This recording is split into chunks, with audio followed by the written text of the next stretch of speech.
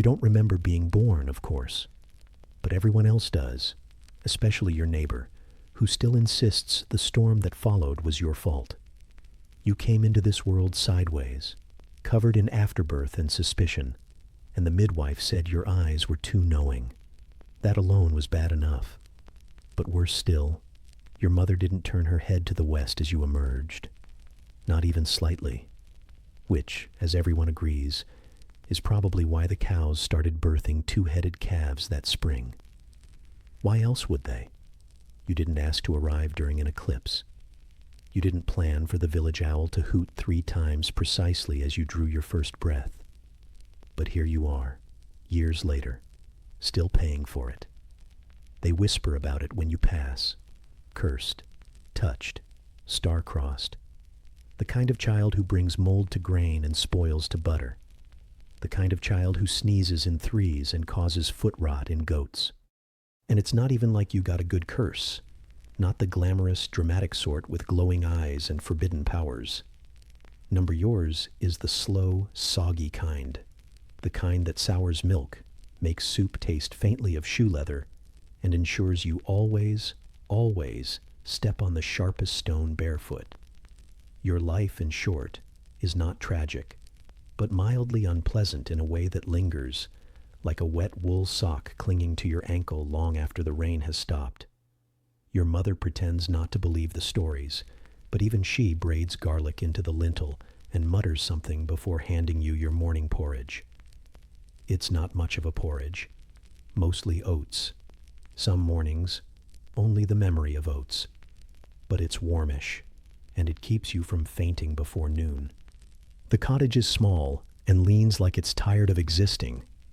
The roof droops, the walls creak when the wind thinks too hard, and the floor has a soft spot you step around like it's a sleeping relative. The hearth struggles. Firewood is damp. It always is. Smoke curls inside the room before lazily deciding to leave. It smells like burned sadness. You've grown used to it. They say your mother once laughed before you were born, that she used to sing while weaving and could bake bread that didn't double as a weapon. You've never seen that version of her. Now, she sighs like it's a habit, and every time you catch her looking at you too long, she crosses herself and touches her thumb to the corner of her eye, just in case. You try to be helpful. You sweep the dirt floor, even though it's mostly sweeping dirt into other dirt. You gather eggs from chickens that seem to resent you personally. One of them has pecked your ankle every day for 6 months. You named her Mildred. She is your enemy. You will never defeat her. Sometimes the neighbor's boy throws rocks at your roof. Not hard, just enough to remind you that you're the cursed one, that your mother should have said the blessing in the right order, that your teeth came in early, and that means something, even if no one can quite remember what. Your clothes are hand-me-downs from children who didn't survive goat pox. You try not to think about it when you slip the tunic over your head. The sleeves are uneven. The hem smells faintly of vinegar and despair. It chafes under your arms in that way that makes you aware of your arms all day long. It's not pain. It's presence, persistent and pointless. There's a mark on your back, a birthmark, supposedly. But according to the crone down the lane, it looks suspiciously like the map of an ill-fated fishing village. She traced it with a bony finger once, whispering about a family of drowned sailors and how you probably dreamed their dreams. You do, as it happens. But they're mostly about fish that talk and waves that cry. Not helpful. The other children don't invite you to games. When they play hide and seek, you're always the seeker. No one tells you where they went. You just wait by the old tree until dusk, pretending you knew it was a game just for them.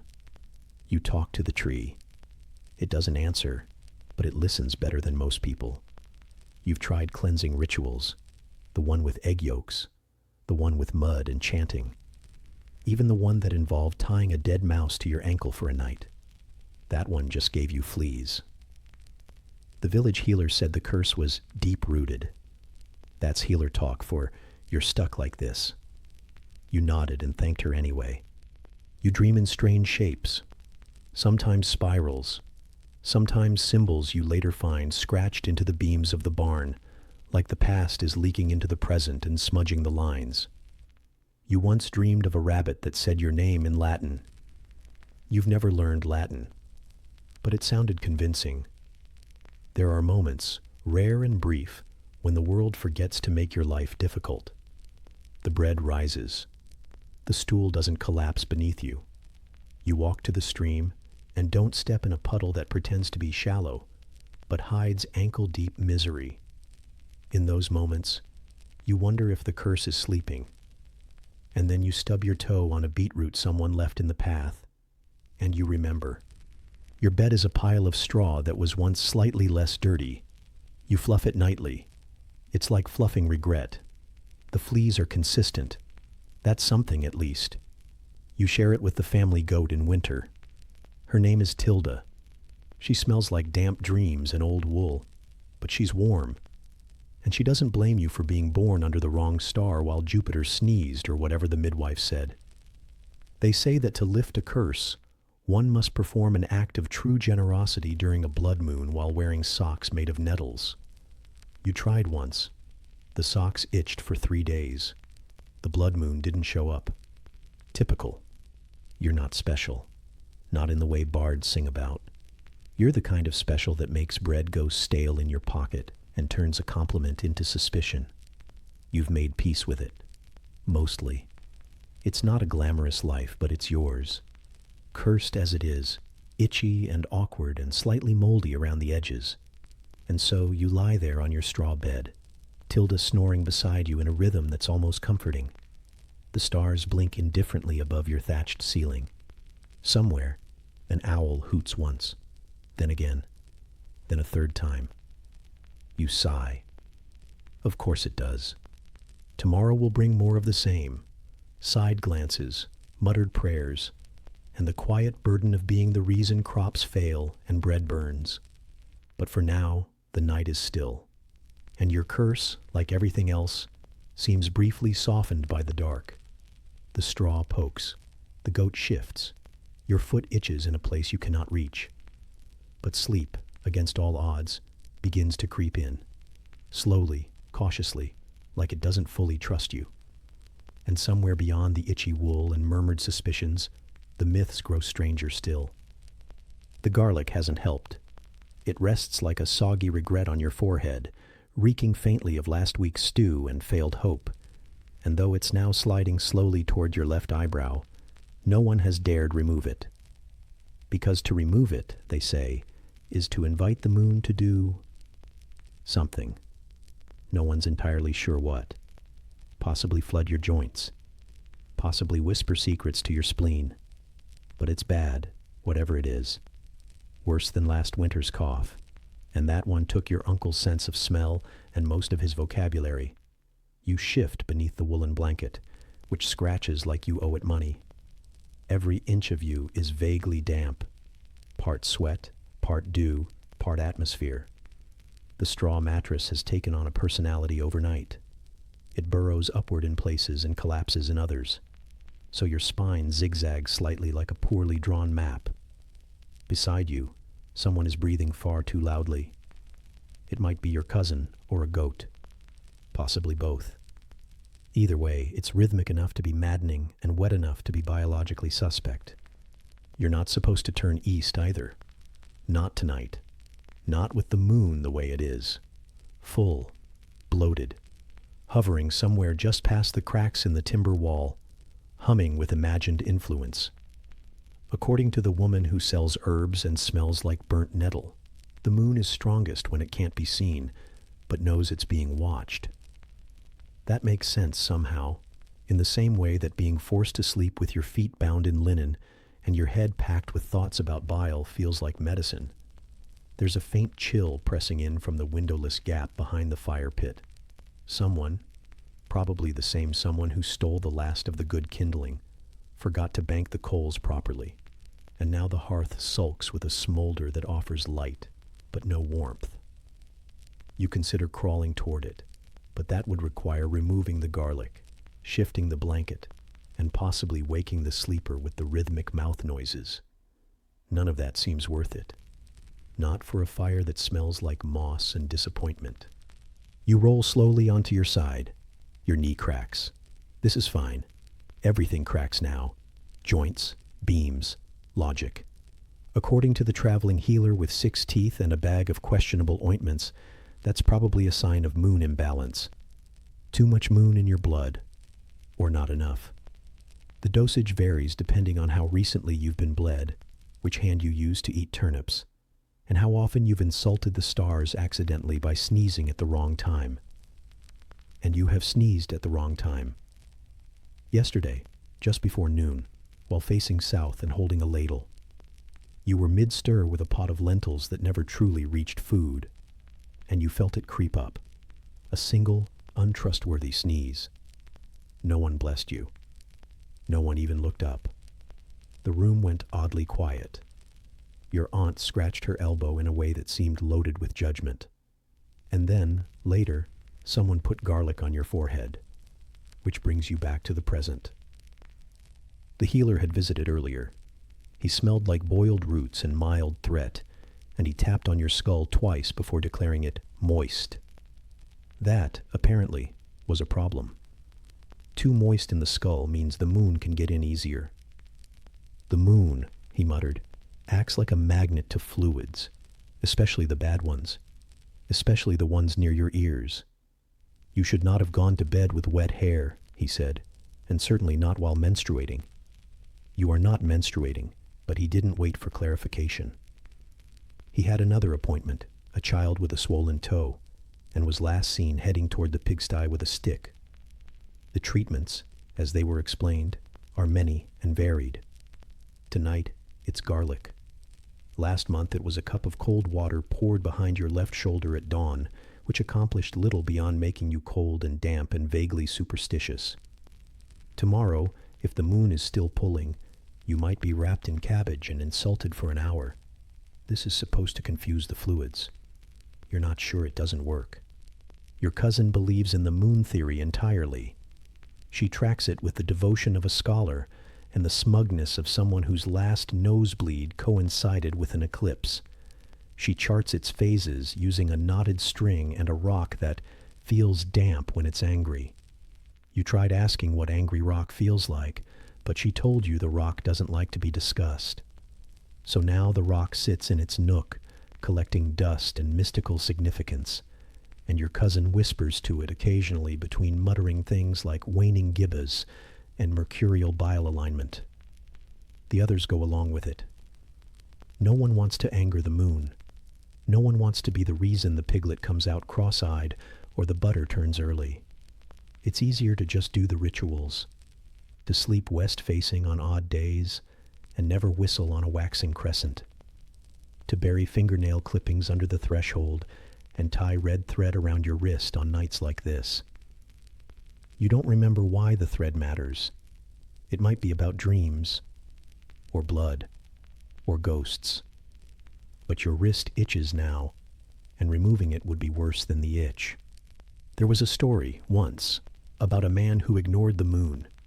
He bathed on a full night, using cold water and facing north, and he laughed about it. He was known for his teeth. He had most of them, and his laugh echoed down the lane like a challenge to the stars. A week later, his cow gave birth to something that wasn't a cow. Then his well dried up. Then he lost his hearing. The hearing came back, but now he claims the moon speaks in tones only he can understand, and they're mostly judgmental. No one laughs anymore, not during Moon Week. So you lie there, still, garlic tilting, air slightly thick with belief and flatulence. Your left leg is numb from lack of circulation, and your right ear itches in a place unreachable by finger or logic. You try not to move. Movement could disturb the balance, could shift the pull of fluids. You imagine your blood as a sort of sluggish tide inside you, pulsing in time with the moon's silent glare, sloshing back and forth between organs like gossip between drunk monks. Outside, the wind hums gently. It carries a whiff of wet wood, fermented cabbage, and something less definable, like mossy fabric and the idea of shame. The stars peek through slits in the clouds, twinkling faintly like they know too much. The moon, of course, remains unseen, but ever present. A looming supervisor, a pale celestial gossip. You think of your neighbor, the one who ties bells to her elbows and claims it keeps her humors in line. She hasn't had a proper fever in years, but she does walk like she's mid-procession at all times. You admire her confidence, even if her arms jingle ominously whenever she gestures. She says the moon responds to sound, that it listens, that it pities the melodious. She might be onto something, or maybe she's just hard of hearing. The blanket shifts slightly.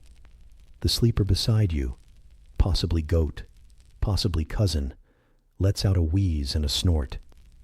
You think about how all of this might be easier if you believed more firmly, if you didn't question the logic of moon blood and fluid tides, and why mint must be chewed before sunrise on days ending in Y. Doubt, they say, is the real sickness. Doubt is the crack that lets the moonlight in. Still, as the night deepens and the garlic continues its journey southward, you try to empty your mind of reason. You focus instead on the ambient scratchiness, the moist chill of your neckline, the odd sensation of blood behaving itself. You decide to believe, if only out of fatigue, if only because believing feels slightly warmer. You wonder how long you'll need to keep doing this, sleeping west, avoiding mirrors after dusk, whispering apologies to your kidneys when they ache. No one knows when the moon stops pulling, only that it never really does. A soft creak sounds from the beams above, probably the wind, possibly the moon sighing. You close your eyes slowly, one at a time, as instructed by the herbalist with the lazy eye. It's supposed to make your dreams less chaotic. And as the garlic finally falls, landing with a squish on the cold-packed dirt below, you find yourself thinking, absurdly, irrationally, that maybe you do feel slightly better. Maybe the moon is done with you. For now. Though you probably shouldn't eat that loaf with a hole in it tomorrow. Not unless you want to test another theory. And so, under a sky you cannot see but deeply mistrust, you drift. Not quite asleep, not quite safe, and certainly not cured. Next comes bread. And bread, like all things in 1400, comes with suspicion baked in. You should have eaten the garlic.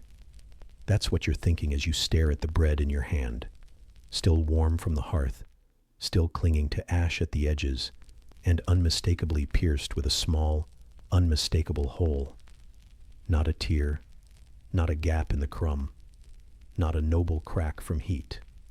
A hole, round and neat and disquietingly centered, like it was punched there by a ghost with excellent aim. You hold it at arm's length now, which is not how one should regard breakfast, and breathe through your mouth to avoid the smell of scorched grain and creeping dread. Someone behind you clears their throat with a degree of performance that suggests they've also seen the hole. Probably your older cousin, the one who thinks dreams predict frost, and once insisted a sneeze caused her cow to miscarry. She's already judging you. Or the bread. It's hard to tell the difference. The longhouse is quieter than usual this morning, not because it's early, though it is, and not because everyone's still asleep, though a few are, but because the mood has taken a turn. Bread with a hole in it means something. And by something, of course, they mean curse. Not the dramatic sort with frogs and fire, but the slow sort, the subtle. The kind of curse that settles behind your eyes and rearranges your future just enough to make it worse. A slow unraveling, one crumb at a time. You hadn't even noticed the hole until you bit into it. The crust cracked loudly, startling the dog and waking the child with the permanent sniffle. You tore a chunk free with your teeth, tasted the usual mixture of overbaked crust and undercooked center, and were just about to chew when you saw it. The little round void, staring up from the torn middle like a silent scream. You stopped mid-bite, tongue paused, jaw uncertain. Bread, you'd always assumed, should be solid. And now here you are, chewing slowly, because to spit it out would be suspicious, but to enjoy it would be reckless. You chew like someone on trial. The mouthful turns to glue. You can feel the hole inside you now, like you've swallowed a warning. It's not the first time this has happened.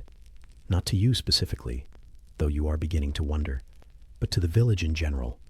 Holes in bread mean intrusion, not by rats or rocks or bad luck, but by them, the unseen, the always watching, spirits perhaps, curses definitely. The hole is a gateway, they say, a door through which things can enter. Not large things, no, but the sort that don't need space to cause harm. Ill fortune, lingering coughs, tooth abscesses that whisper your name. The baker's son was born on a day when 3 loaves had holes. He's never spoken properly, always mumbling to the hearth. Then there's the widow near the mill, who insists her husband's final breath smelled of sour rye. And the vicar, well, he won't even eat crust anymore. Something about spiritual exposure. You once saw him flip a whole trencher over and bless it with stale wine. No one touched it after that. Not because of the wine, but because the hole was already there, waiting. You glance around the room. The others are watching you, but pretending not to. Your aunt is stirring something thick and gray in a pot near the fire. She doesn't comment, but her ladle seems more aggressive than necessary. Your younger sibling scratches their elbow and looks away quickly.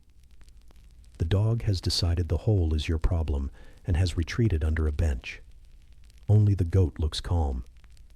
But goats are famously indifferent to curses. You set the bread down gently, as though placing a live insect somewhere it can't bite you.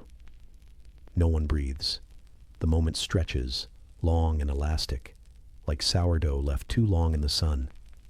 Finally, someone coughs. Not the usual wet, chesty kind, but the theatrical kind. The kind that announces a decision has been made. You've eaten cursed bread. You might not die, but you won't be lucky again for a while. The rest of breakfast proceeds without ceremony. You're given a bowl of porridge that tastes faintly of ash and mostly of sadness. No one says anything directly, but your bowl is the only one with a sprig of something green floating in it. Some kind of protective herb, you guess. You eat around it. You don't know the rules, and neither does anyone else, but that's the point. No one knows what fixes a bread hole curse. They only know what might, and it's best not to get it wrong. Afterward, someone sweeps the hearth with more force than usual. You are not invited to help. This is either a kindness or a silent ritual exclusion. Your cousin hisses when you step too close to the bread shelf. You pretend not to hear. You find your cloak and shoes and step outside. The morning air is damp in a way that feels personal. The kind of damp that slides beneath your clothes and settles into your knees before you've had time to curse it. The ground squelches slightly, which suggests someone spilled something. You trudge to the well for water and try not to think about the hole in your stomach. You're certain you can still feel it, like it's opened something metaphysical. You will now attract mildew, or bees. At the well, the old woman who lives by the alder tree is already muttering. She always mutters. This time it's about mold and how it speaks. You wonder idly whether mold and bread communicate, whether the hole in your loaf was a whisper, a warning, a mouth. You draw your water slowly, hoping the rope doesn't creak in a way that sounds ominous. It does, of course. Everything creaks ominously these days. You dip a hand into the bucket and splash your face. The water is very cold and slightly mossy, which might be a blessing depending on which saint is listening. You blink up at the sky. It's gray again, like most things. Flat and indifferent. A good sky for avoiding attention. A good sky for not thinking too hard about the bread that tried to eat you. On your way back to the longhouse, you pass the baker. He nods at you and then glances at your hands as if expecting you to carry visible signs of your dough-related shame. You nod back with the solemnity of someone who has eaten a hole and survived. Barely. The rest of the day drifts in small discomforts. You are not asked to taste the stew. You are not invited to handle sharp tools. Someone leaves a dried nettle sprig on your blanket. You notice your left boot has developed a squeak. None of this is decisive. All of it feels pointed.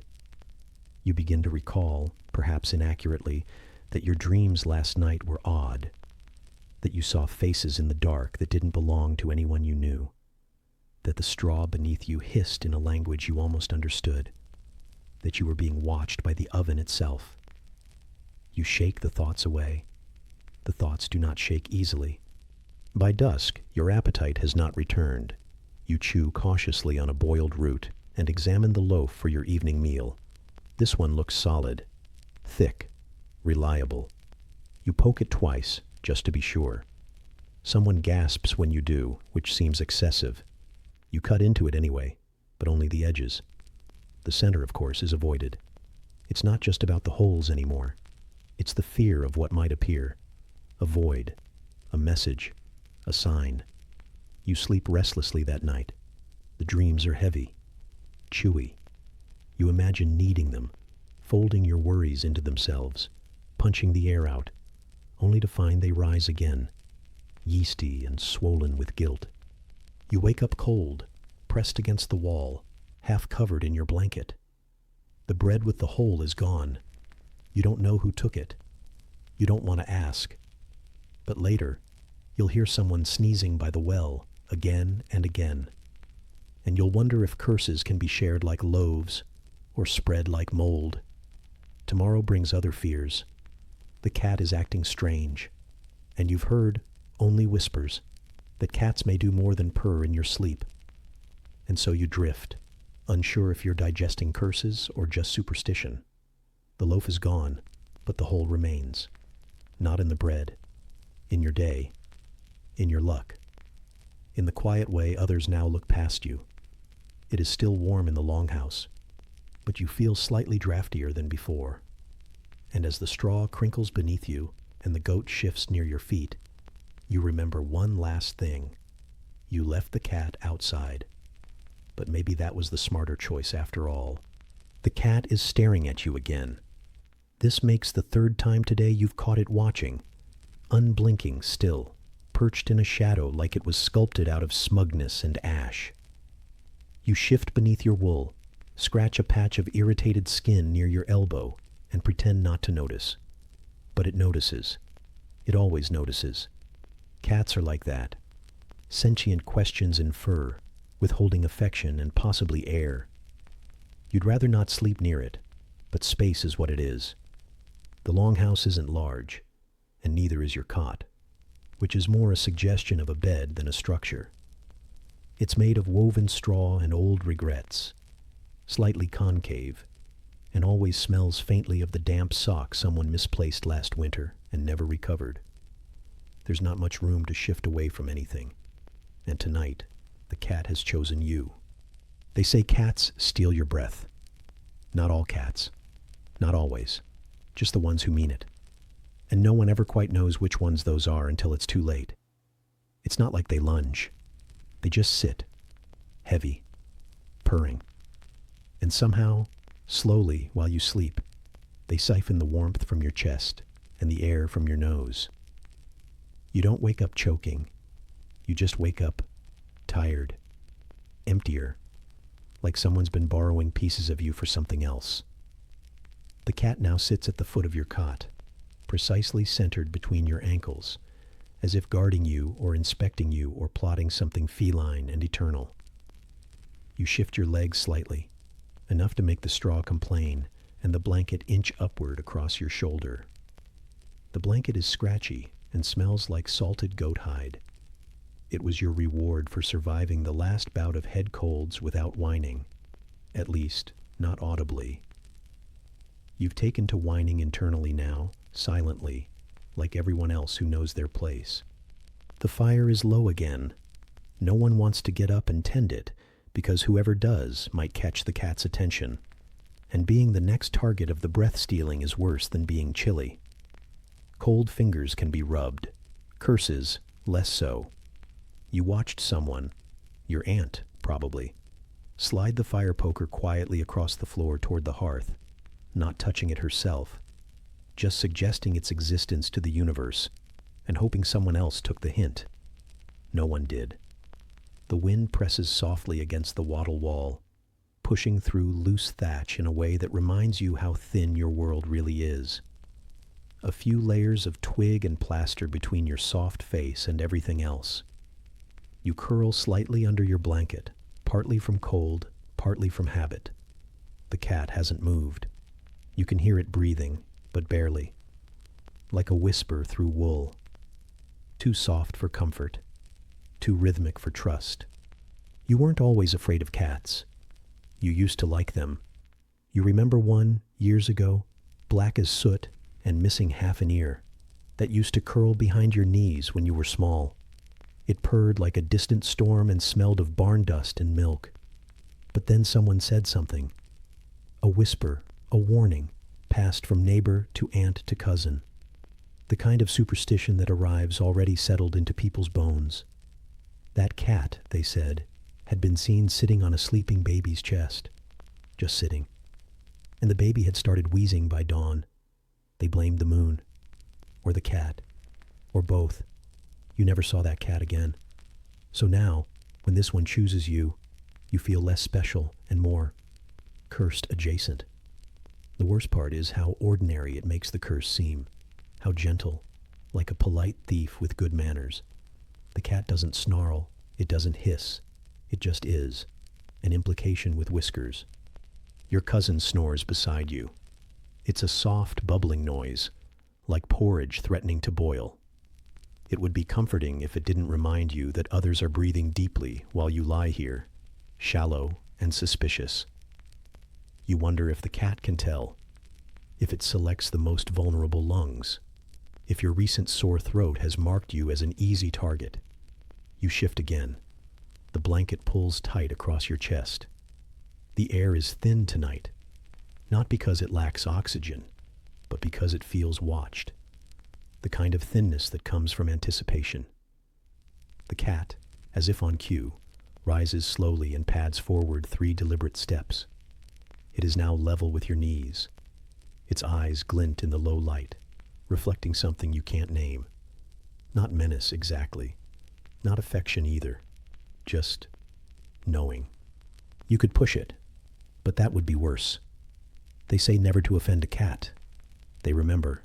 They report back. You don't know to whom, and you're not inclined to find out.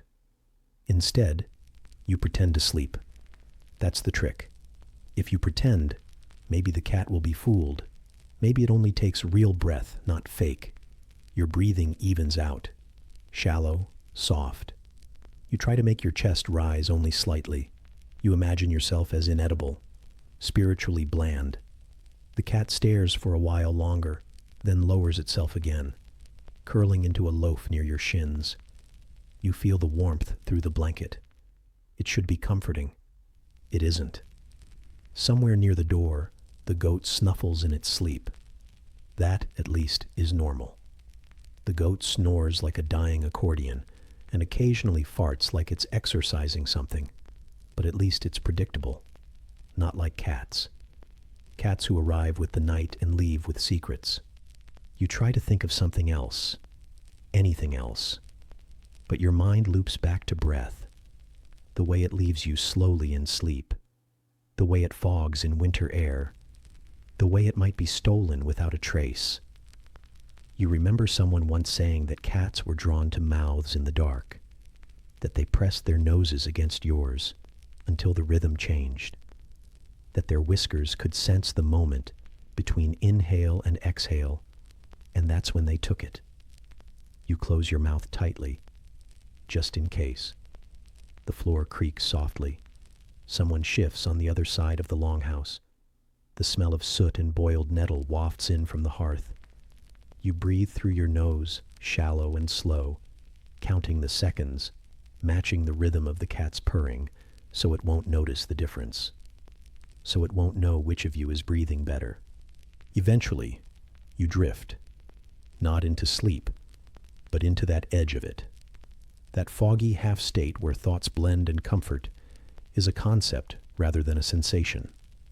The cat doesn't move, neither do you. Your left foot has gone numb, and your right hand itches beneath the blanket, where a bit of straw has made itself known, like a rude neighbor tapping through the wall. You don't dream of anything specific, just shadows, movement, fur against skin, and the distinct sensation of something watching your breath like it belongs to them.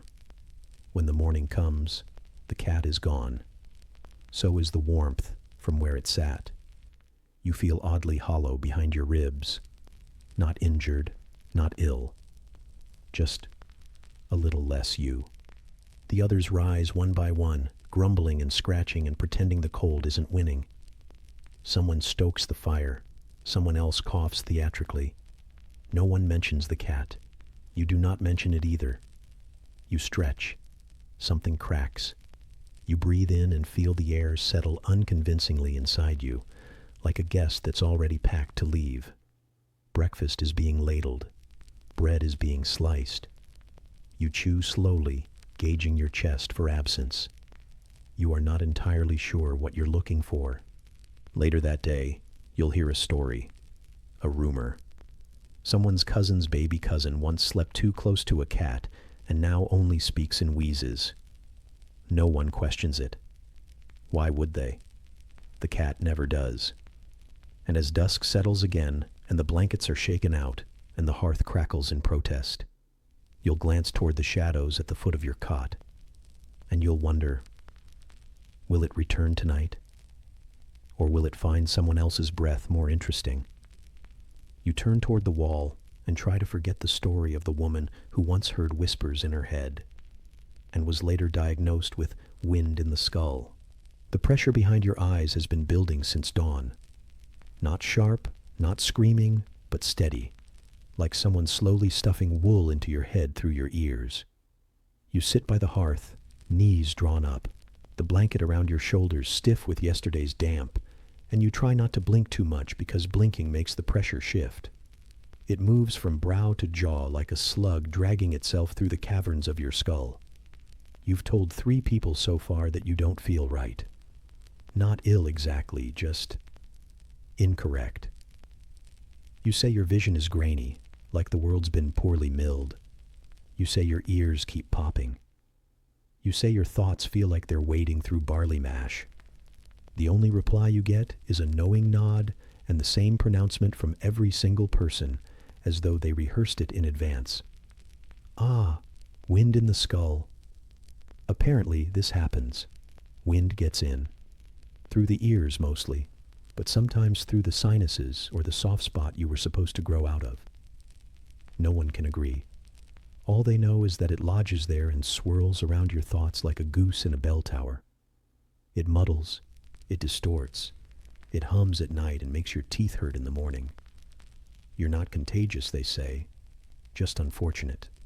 Someone, probably your aunt, the one who always smells faintly of smoked eel and burnt wool, has insisted that you be treated. The remedies vary. One is to shout near running water. Loud, violent declarations shouted into the stream, because the water, you're told, frightens the wind and makes it flee through the nostrils. Another is to sniff boiled herbs until your nose runs like a frightened child. The third, and the one you've endured this morning, involves tightly binding your head with strips of damp linen and lying face down on the floor while someone bangs a wooden spoon near your left foot. That part, they say, is for balance. It hasn't helped.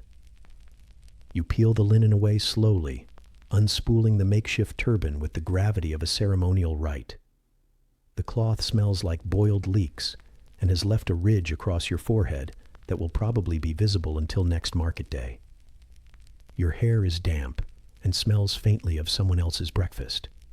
Your sinuses are still full of something that doesn't want to be named.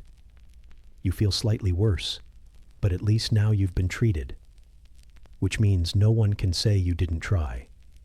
The others have gone on with their morning. You hear the shuffle of feet on packed dirt, the distant scrape of iron on gruel. The fire crackles, low and spiteful, and spits a fleck of ash onto your blanket. You don't flinch. There's no energy left for that. Your limbs feel like overcooked root vegetables, soft in the wrong places and oddly starchy. The goat nudges your ankle with what might be concern, or might be hunger. It's hard to tell with goats. Their love language is chewing. You think about going outside, if only to get away from the smell of damp wool and other people's complaints. But outside brings its own risks. Cold air, sharp sounds, unexpected light, all of which could agitate the wind in your skull. The healer said so. He also said not to tilt your head too far to the left, or you might unbalance your humors. That sounded serious at the time, though now you suspect he just didn't want you to vomit on his shoes. You try to sit up straighter and immediately regret it. The pressure shifts again, rolling toward the base of your skull like a lazy boulder made of headache and regret. You slump back down and rest your cheek against the edge of a bench that's only slightly cleaner than the floor. The wood is rough and cold and carries the scent of generations of thighs, but it supports your head in a way that feels almost architectural. You remember someone once saying that wind in the skull is what happens when you hear too many ideas at once, that thoughts get tangled and whirl around until they stir the wind, and then the wind takes over. That might explain the way your mind's been behaving lately. Half-formed thoughts echo in your brain like they're calling out to one another across a foggy field. You think about bread, then about worms, then about the phrase breadworms, which is not a thing but should be, then about whether worms feel pressure in their heads, then about your own head again. The loop completes itself, and the wind is pleased. At some point, someone hands you a bowl. Inside is a pale broth with 2 floating lumps that might be onion or might be something humbler. The steam curls upward like an exorcism in progress. You try to eat slowly, but your jaw has joined the protest. Every bite makes a low ache echo through your temples. You chew like someone being tested for resilience. The flavor is mostly hot and slightly salty, with the lingering aftertaste of disappointment. You finish it anyway, because illness is no excuse for waste. The day lumbers on. You don't remember much of it, just impressions. A child shrieking in the corner, a dropped ladle, the slow, sticky sound of someone cleaning the floor with a wet rag that isn't quite clean enough. At one point, the healer returns and announces that your complexion is cloudy, which means the wind has settled. He pokes your cheek twice and tells you to avoid the moon for 2 nights. You nod, very carefully. There's talk of another treatment, something involving warmed beeswax in a funnel. But your aunt waves it away and says that's for real wind, not the lingering kind. Yours, apparently, is the domestic sort, harmless unless provoked. You wonder briefly what it would take to provoke the wind in your skull. Loud sounds, bright lights, a poorly timed compliment. You decide not to risk it. The evening arrives with its usual palette of wet earth and tired limbs. You are given a corner near the wall, with extra straw beneath you and a warning not to lie too flat. Someone tucks a clove of something pungent under your pillow. Protection, they say. You're not sure whether it's for your head or your soul, but you're too tired to ask. The fire flickers. The room fills with the scent of soot and feet. The goat has relocated itself to the warm spot where your cousin had been. Your cousin is now glaring from the far side of the room, clutching a blanket like it owes her something. You breathe through your nose, cautiously. The wind in your head hums softly, not angry, just present, like it's settled in for the night. You lie there, staring at the timber beams above you, watching the occasional flicker of shadow across the rough-hewn ceiling. You imagine the wind in your skull as a creature, small, round, soft-bodied. It lives behind your eyes and feeds on confusion. You decide to let it. You have no better use for your thoughts right now. And as your limbs grow heavy and your breath slows, you realize you're not feeling better, but you're feeling different. Lighter in places you didn't expect. Like parts of you have been traded for mist. Someone coughs. Someone snores. The cat, blessedly, has chosen another target tonight. And though your head still feels full of weather, at least it's quiet weather. You're almost asleep when you remember something about women who read too much, and the extra teeth they sometimes grow. The wind in your skull has dulled into something almost musical, a soft, echoing throb that hums gently behind your ears like a memory you didn't mean to keep. You've made peace with it, for now, or at least an arrangement. You let it whistle quietly through the day, and it doesn't take your balance or your name. Fair trade. The house smells faintly of boiled roots and soot again, which means someone's trying to make a poultice out of something that isn't food and never should be. You tighten your cloak against your shoulders, where the wool has already begun to pill into tiny burrs of discomfort, and you shuffle away from the noise. There's a chill this morning, but not the clean kind. It's the damp kind, the kind that clings, the kind that gets between layers even when you thought you had enough of them on. Your tunic is slightly damp beneath the arms and stiff at the sleeves where someone else's soap failed to rinse. The hem of your shift scratches your thigh. Your toes have made peace with being cold. You step carefully around a puddle near the longhouse wall where the roof insists on leaking whenever it remembers to. There's straw scattered over it, a vain attempt at dryness that now just smells like wet barn. Your cousin is crouched by the window slit, half hidden, chewing a piece of barley bread that looks too neat to be yours. She always looks like she knows something you don't. Not in a wise way. More in the way a goat knows when it's about to be fed and pretends it's a surprise. She looks up and smiles without showing her teeth, which is exactly the sort of thing you'd expect from someone who reads too much. She's always reading. Not real books, not the kind with proper bindings and seals, but scraps, bits of letters, cast-off pages, old prayer leaflets. She hoards them like they're food. You've seen her with one flattened across her knees, lips moving silently like she's swallowing the words in pieces. You've warned her, in the roundabout way you're allowed, that it's not healthy. Everyone knows it's not. Not for women. Reading does something. Not at first. It doesn't strike you like fever or make you faint. But it changes things. Thoughts go in and get twisted. The world stops being shaped like a kitchen and a goat pen and starts becoming something full of ideas and possibilities, both extremely dangerous in women. And then come the teeth. No one talks about them openly, of course, but everyone knows.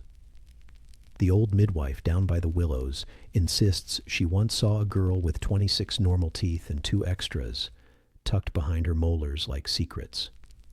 And the blacksmith's sister, the one who used to mutter about astronomy before she stopped talking altogether, supposedly grew one on the roof of her mouth, small and sharp and useless.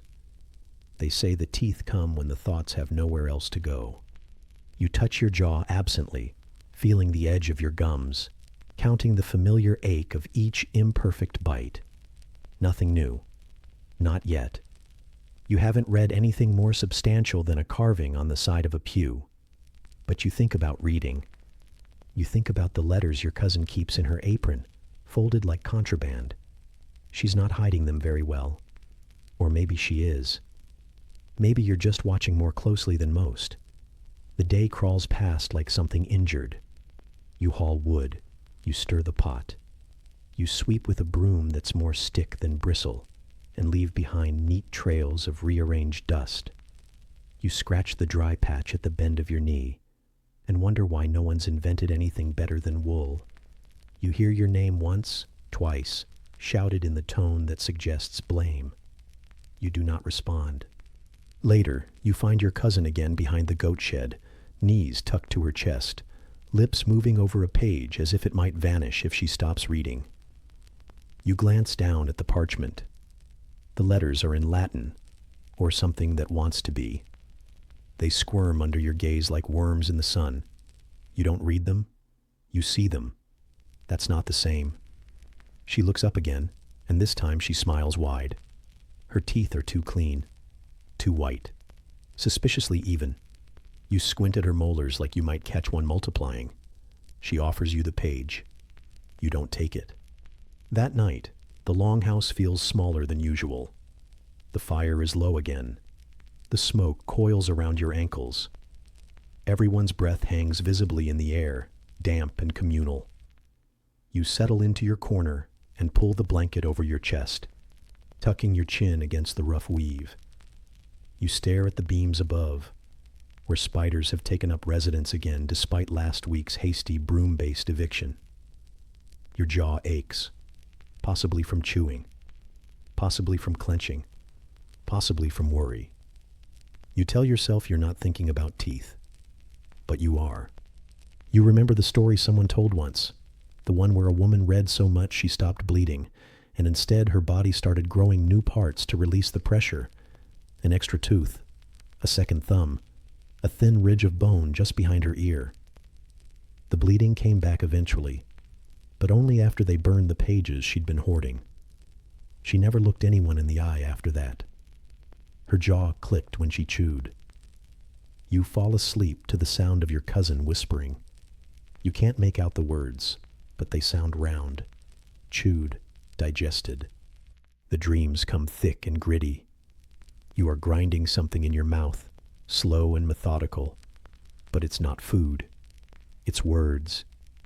Letters pressed between your molars, crumbling into syllables, and every time you bite down, another thought escapes through your ears. Your tongue feels swollen with grammar. Your throat hums with verbs. You wake with your jaw sore and a faint metallic taste in your mouth. You check with your tongue. No new teeth. But one feels sharper. It could be your imagination. You've always had a vivid one. That's part of the risk. Your cousin is gone already. The hearth is low, the coals whispering last night's secrets. Someone has left a small cup of water near your cot. It tastes faintly of wood smoke and someone else's fingers. You drink it anyway. Breakfast is thick and bitter. Oats boiled too long with whatever was closest. You chew slowly, pausing between bites to test each tooth. They all still fit, though one might have shifted. You tell no one. Outside, your cousin is standing with the hens, feeding them one-handed while the other holds a folded slip of paper. She's humming. The hens are oddly quiet. You wonder if they sense it too. The growing, the gnawing, the knowledge that's pressing outward from the inside. She catches you staring. Her smile is brief this time, close-lipped. That, more than anything, worries you. You spend the afternoon reorganizing firewood that doesn't need it and pretending your gums aren't tender. You rub your jaw too much, and your aunt slaps your hand away. She doesn't ask why. You don't offer. You pluck straw from your sleeves and listen to the gossip of splinters beneath your fingertips. You itch between your shoulders, but can't reach it. You wonder if itching is a sign of excess intellect. You don't read anything that day. Not even the name carved into the beam above the threshold, the one you always mouth silently without thinking. You catch yourself halfway through and feel something ripple in your mouth. It might be nothing. It might be the beginning. That night, the house is too quiet. No one farts. No one snores. The goat chews in silence, staring at the fire like it knows something. The floor creaks under no weight. You lie with your mouth slightly open, too afraid to close it, too afraid not to. You think you feel a tooth moving, just a little. And just before sleep takes you, thick and heavy and dry, you hear your cousin whisper something to the cat. The cat looks at her the way only cats can, judgmental and bored and mildly invested. Then it turns to you. Its eyes are reflective, Its mouth shut, its teeth invisible. You wonder if it knows how to read. You shift beneath the blanket, jaw throbbing, and remember that every sneeze now requires a prayer, or your soul might slip out unnoticed. The toothache has retreated, or maybe just wandered elsewhere in your jaw, like a guilty thought looking for a softer place to hide. You've stopped checking your reflection in puddles. You've stopped glancing at your cousin's smile. You've stopped reading names on beams, or knots in the wall, or the carvings near the bread rack that everyone pretends don't spell things. But what you haven't stopped doing, what no one has ever successfully stopped doing, is sneezing. And now, of course, you've gone and done it. Not just once. Not the delicate ladylike sort that slips out like a hiccup and can be blamed on dust. No, yours was the heavy, violent kind. The kind that begins deep in the chest, rattles the ribs like a windstorm in a cupboard, and explodes outward in a burst of breath and sin. The kind that alerts the entire longhouse that your soul just tried to flee. No one says anything right away. There's a pause, heavy and reverent.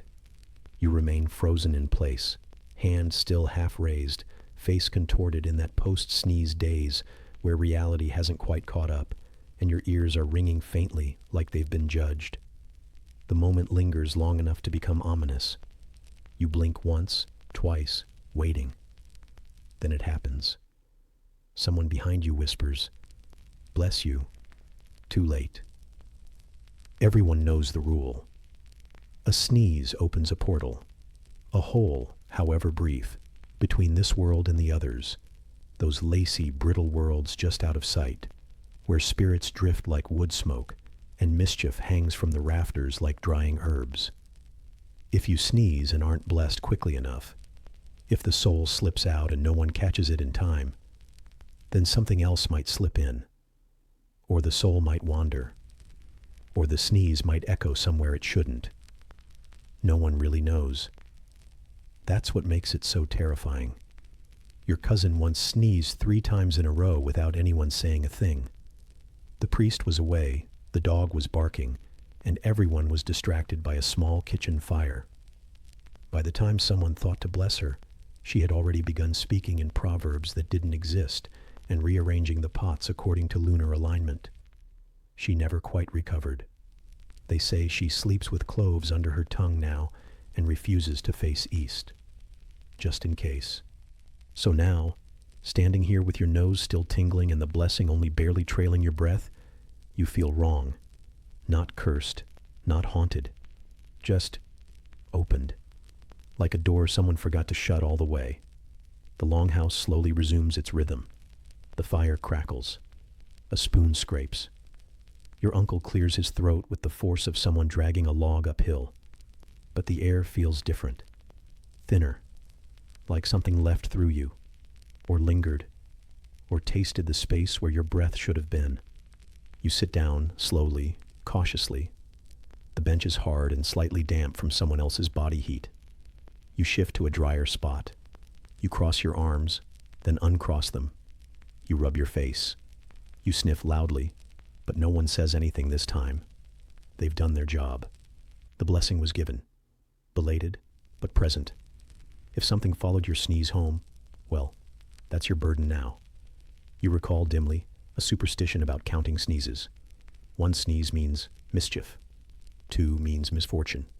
3 means possession. 4 means marriage, which is arguably worse. You hope you only did 1. You honestly can't remember. It happened so fast. The day stretches like unbaked dough. Heavy, sticky, refusing to rise. You chop something root-like for supper. Your knife blunts quickly, and your wrists ache. The children run shrieking in circles. One of them sneezes and is immediately doused with holy water from an herb-scented ladle.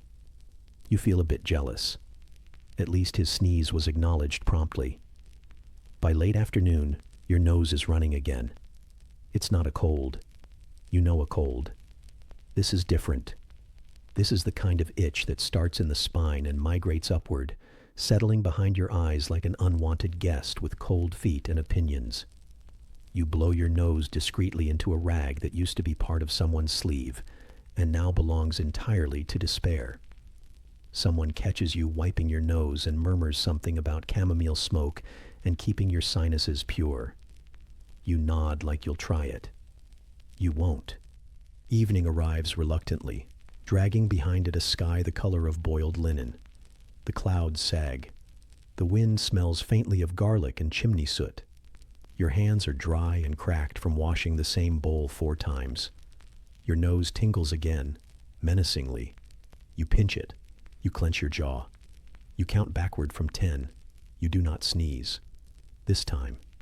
Supper is quiet. Thin broth, hard bread, the distant sound of a neighbor beating their rug in a rhythm that suggests rage or song. You chew slowly, feeling the crust catch in your molars, wondering what happens if you sneeze while eating. You hope you never find out. You think about covering your mouth more carefully next time.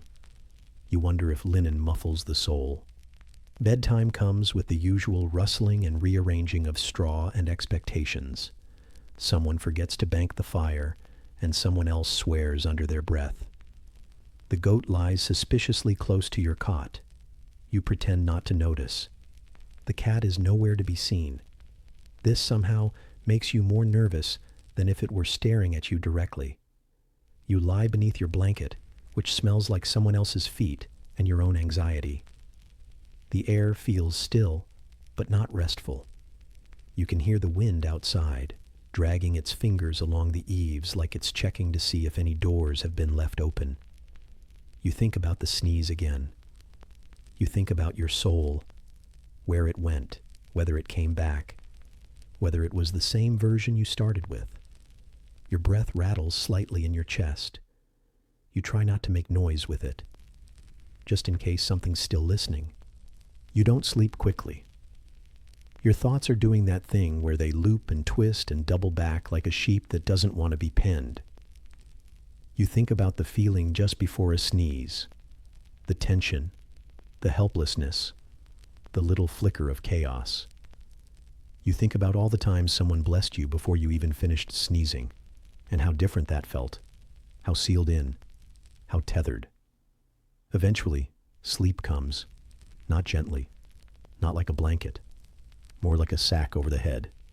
You go down heavy, dragging your doubts behind you, and you dream. In the dream, your nose tingles again. You feel the sneeze rising, slow and inevitable. You look around for someone, anyone, to say something, a blessing, a name, a word. But everyone is silent. They watch. The sneeze comes. You breathe in. You breathe out.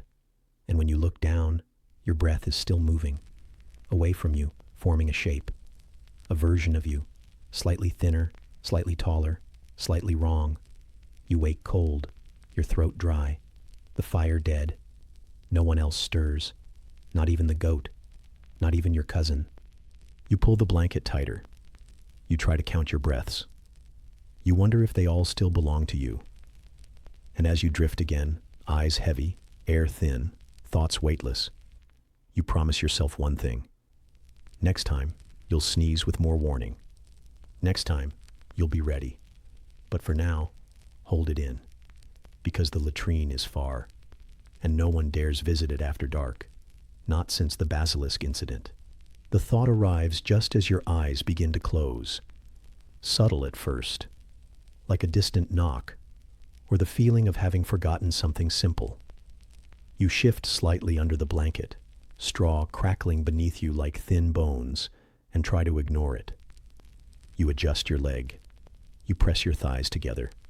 You think about goats, then about bread, then about anything that isn't your bladder. But the truth settles in, grim and undeniable. You have to go. And the timing couldn't be worse. The night is damp in a way that feels biblical.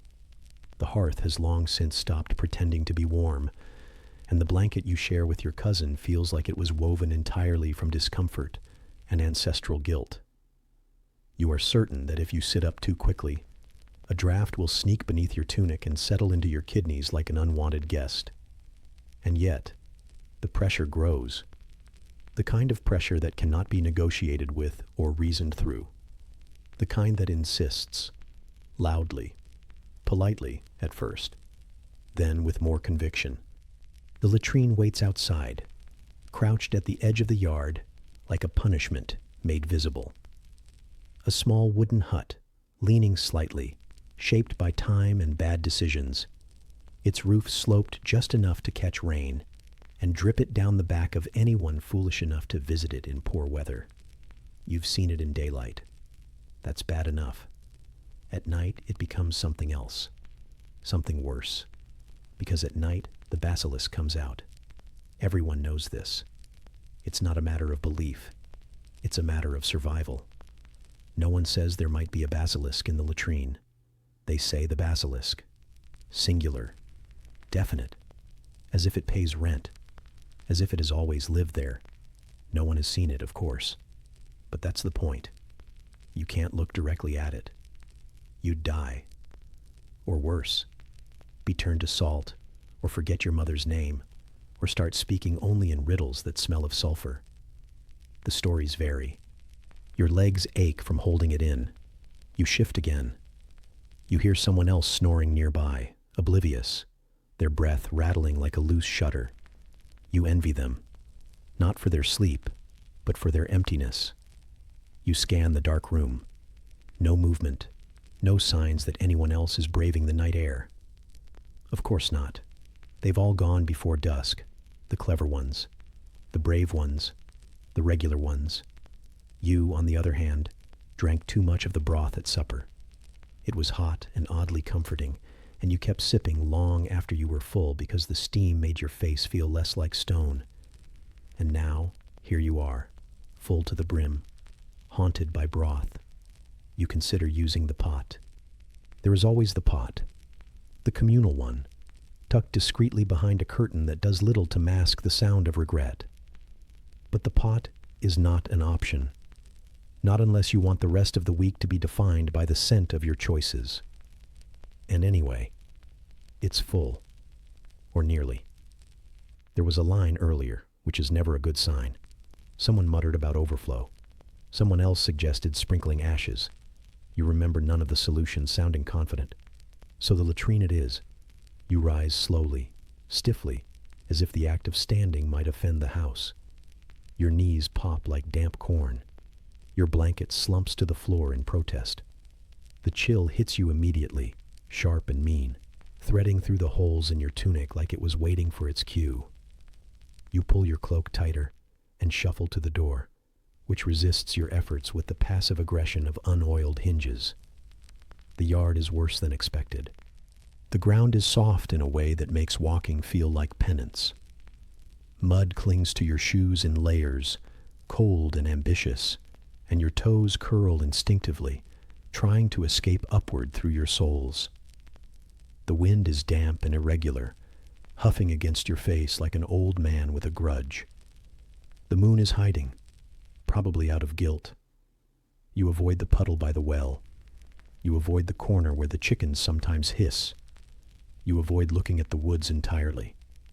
You keep your eyes low, watching only the ground, though that means you miss the approaching latrine until it's nearly upon you. It leans to one side, as always.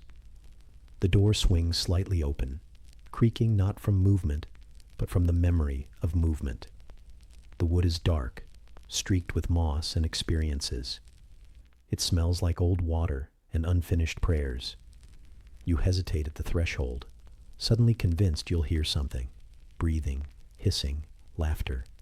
But there's only silence, stretched too thin to trust. They say the basilisk was born of a cursed egg, that it hides beneath the seat, coiled in darkness, waiting for warmth, that it emerges when the moon is high and the wind is wrong, that it only needs a glimpse, a flicker of recognition, and then stillness, permanent, unforgiving. You open the door with 2 fingers and a prayer, neither of which feels sufficient. The interior is exactly as you remember, narrow, damp, faintly steaming. The wooden seat looks recently wiped, but not convincingly clean. There's a hole, of course, a black void that dares you to trust it. It smells of ancient offenses, the The sort of smell that crawls into your clothes and settles down for the season.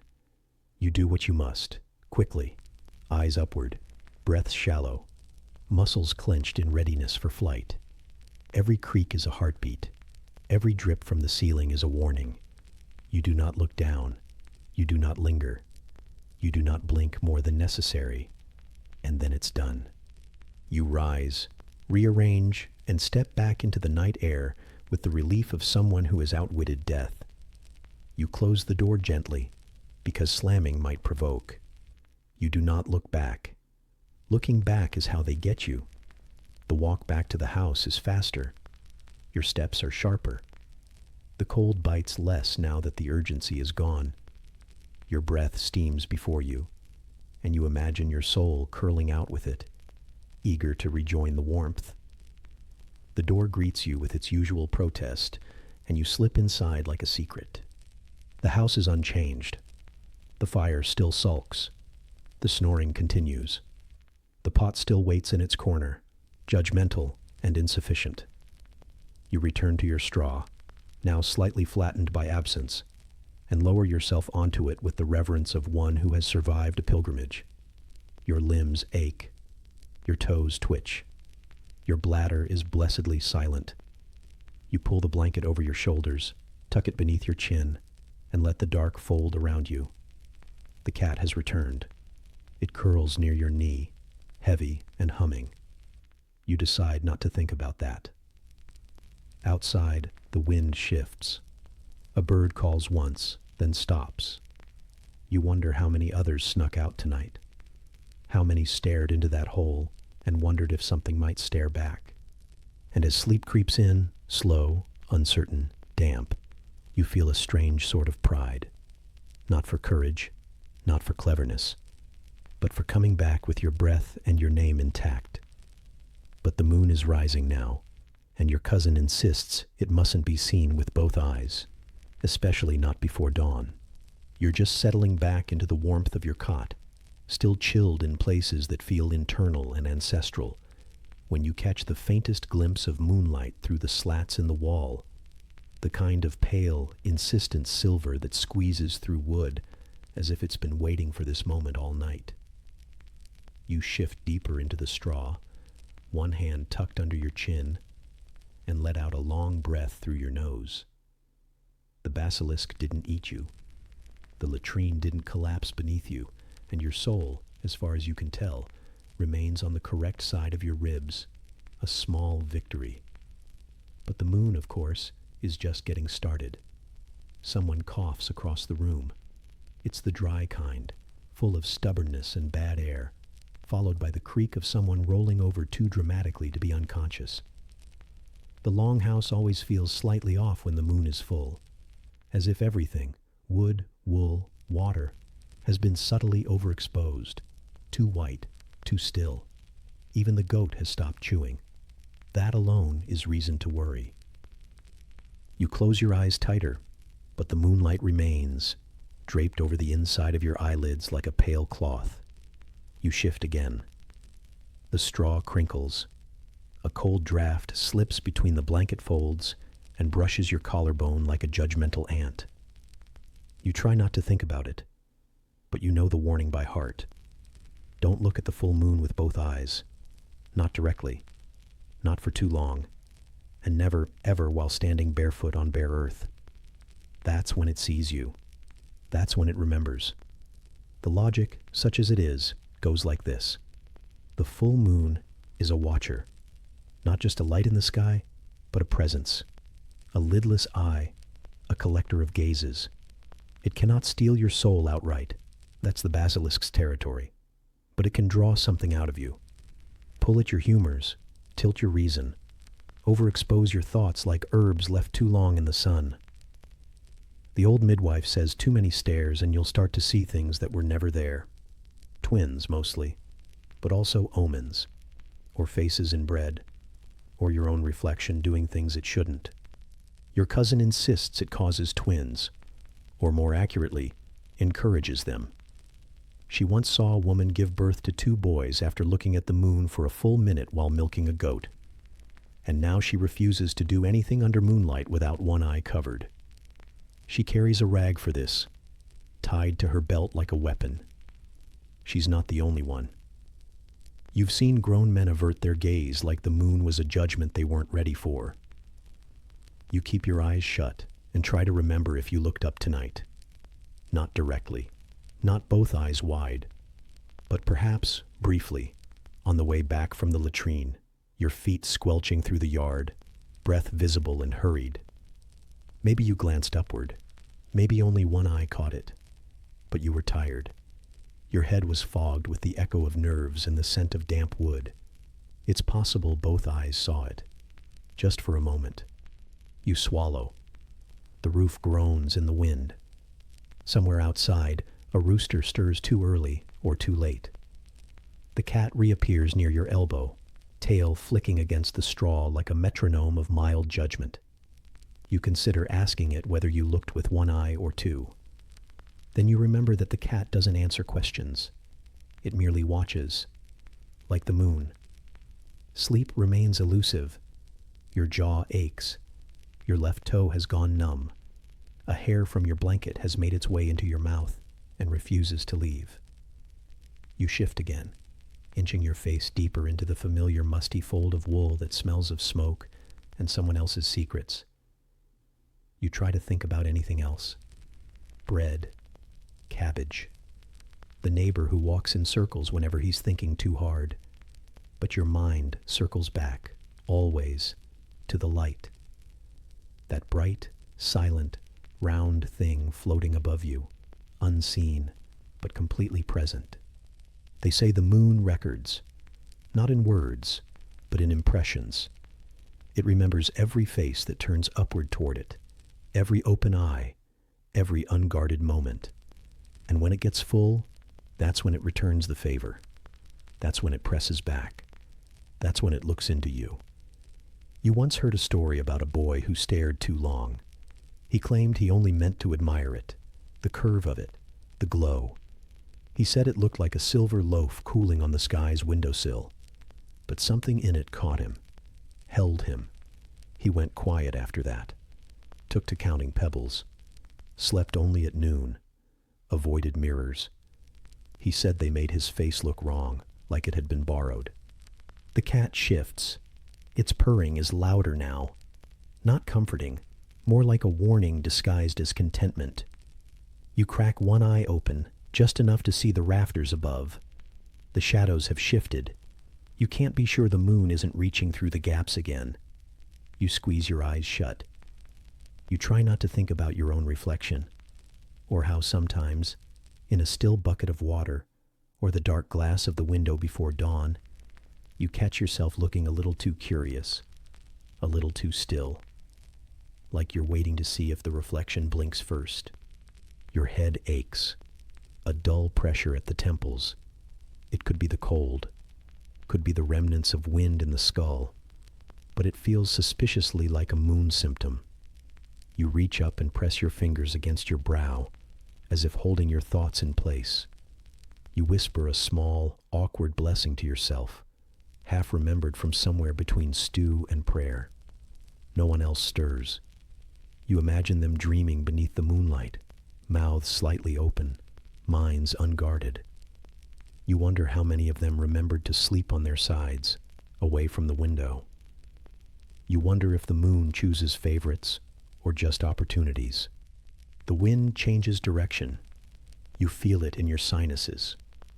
The fire lets out a long, wheezing sigh and finally gives up. The dark deepens, pressing into the room like wool dipped in ink.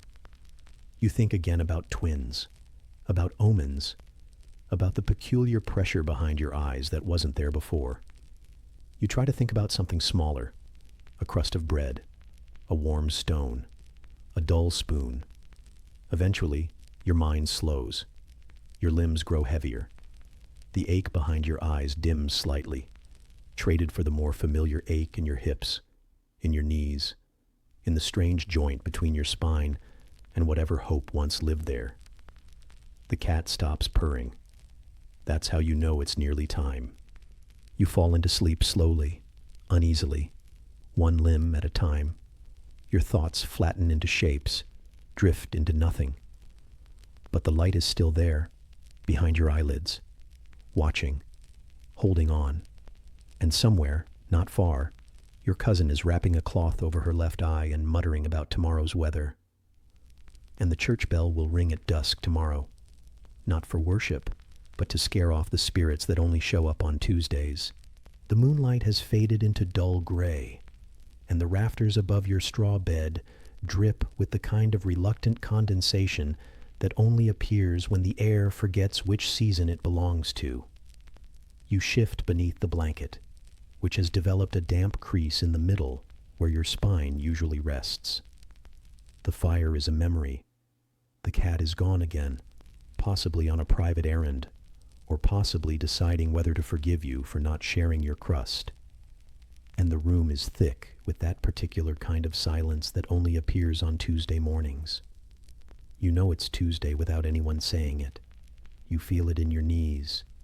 You feel it in the way the bread baked slightly uneven this morning, and in how your cousin avoided eye contact with the water basin. You feel it in the low thrum of your own breath, like your lungs are keeping something from you. And of course, you feel it in the bell. It hasn't rung yet, but it will. You don't need a sundial or rooster to tell you the hour. You only need the sense of waiting, because on Tuesdays, the ghosts come closer. Not in a dramatic way, not in the dragging chains, wailing into the rafters sort of way. This isn't a story for shivers or warnings. No, Tuesday ghosts are quieter, softer.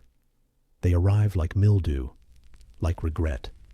And that's why the church bell rings, not for the living, but to keep the dead at a tolerable distance. The tradition is old, older than the priest who rings it, older than the tower it swings in. They say the bell used to be rung daily, but that just made the ghosts cleverer, used to the sound, less scared of it.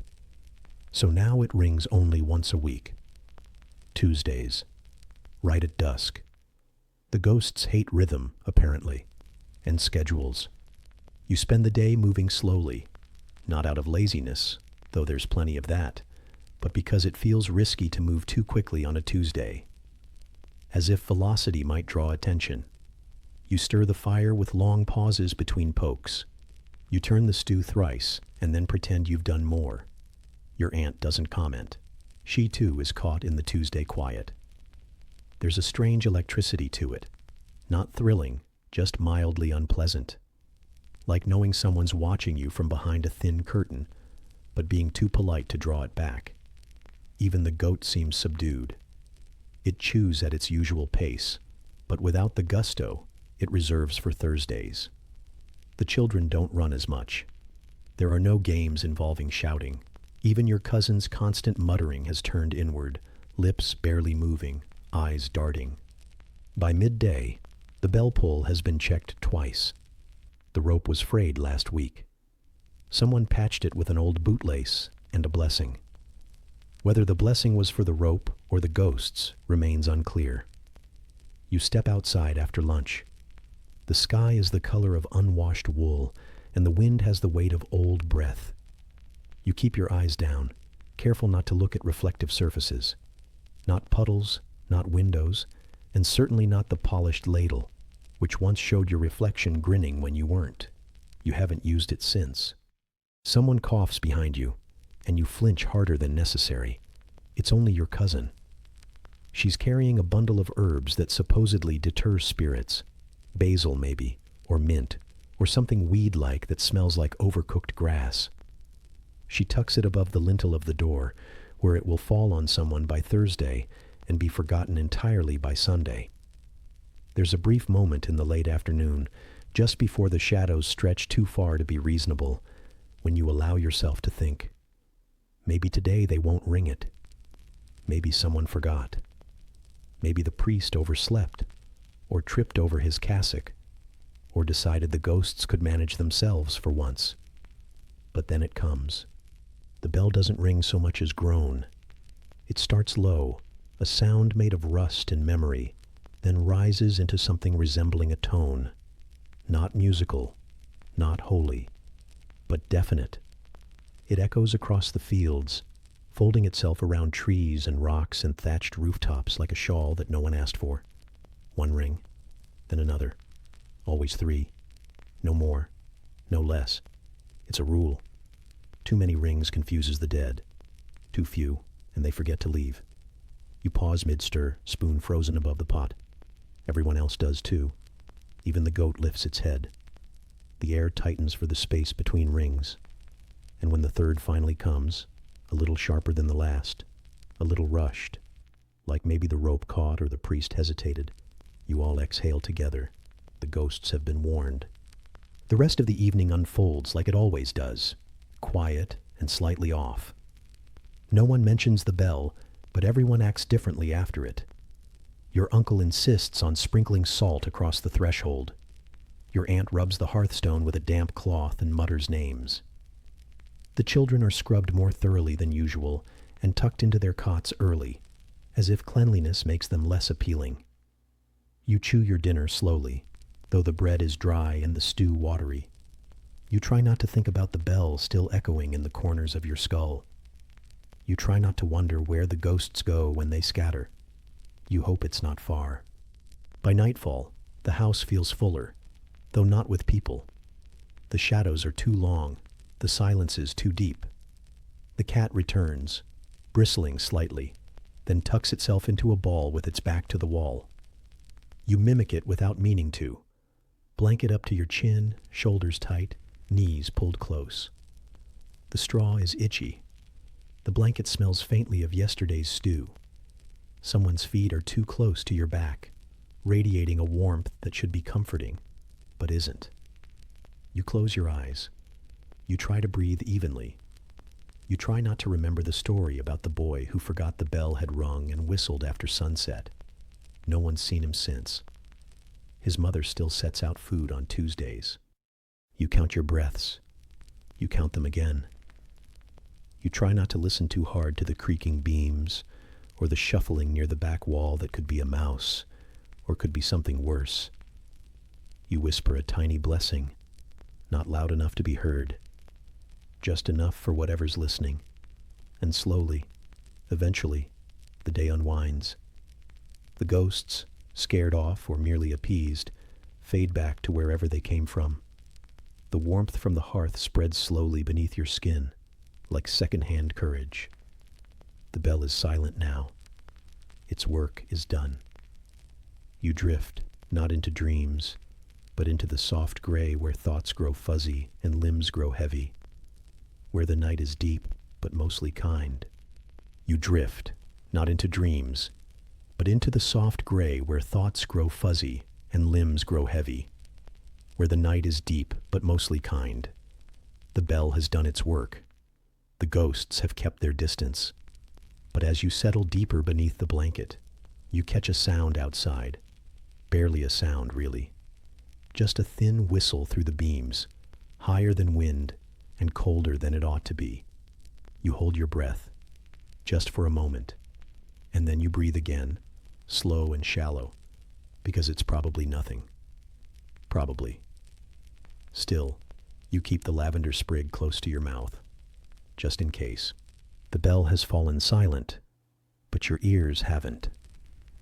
Somewhere out beyond the wall, beyond the frost-bitten eaves and the black, thin hedge that divides the village from the rest of the waiting world, the wind has changed its shape. You noticed it last night, just as your thoughts began to loosen into sleep, and you notice it now, again, before your eyes have even opened.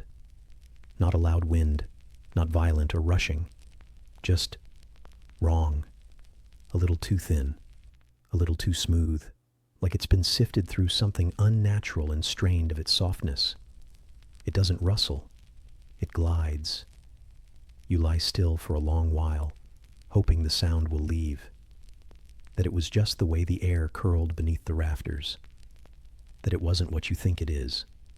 Because there's an old saying in your house, one of those sayings that gets passed around like stale bread, and nobody ever questions too hard. When the wind whistles through stone and doesn't shiver the leaves, death's cart is coming. And today, the leaves haven't moved. Not even a flutter. Not even a twitch. You tighten your grip on the blanket, which has gone damp in the usual corners, though you aren't sure whether that's from sweat or weather.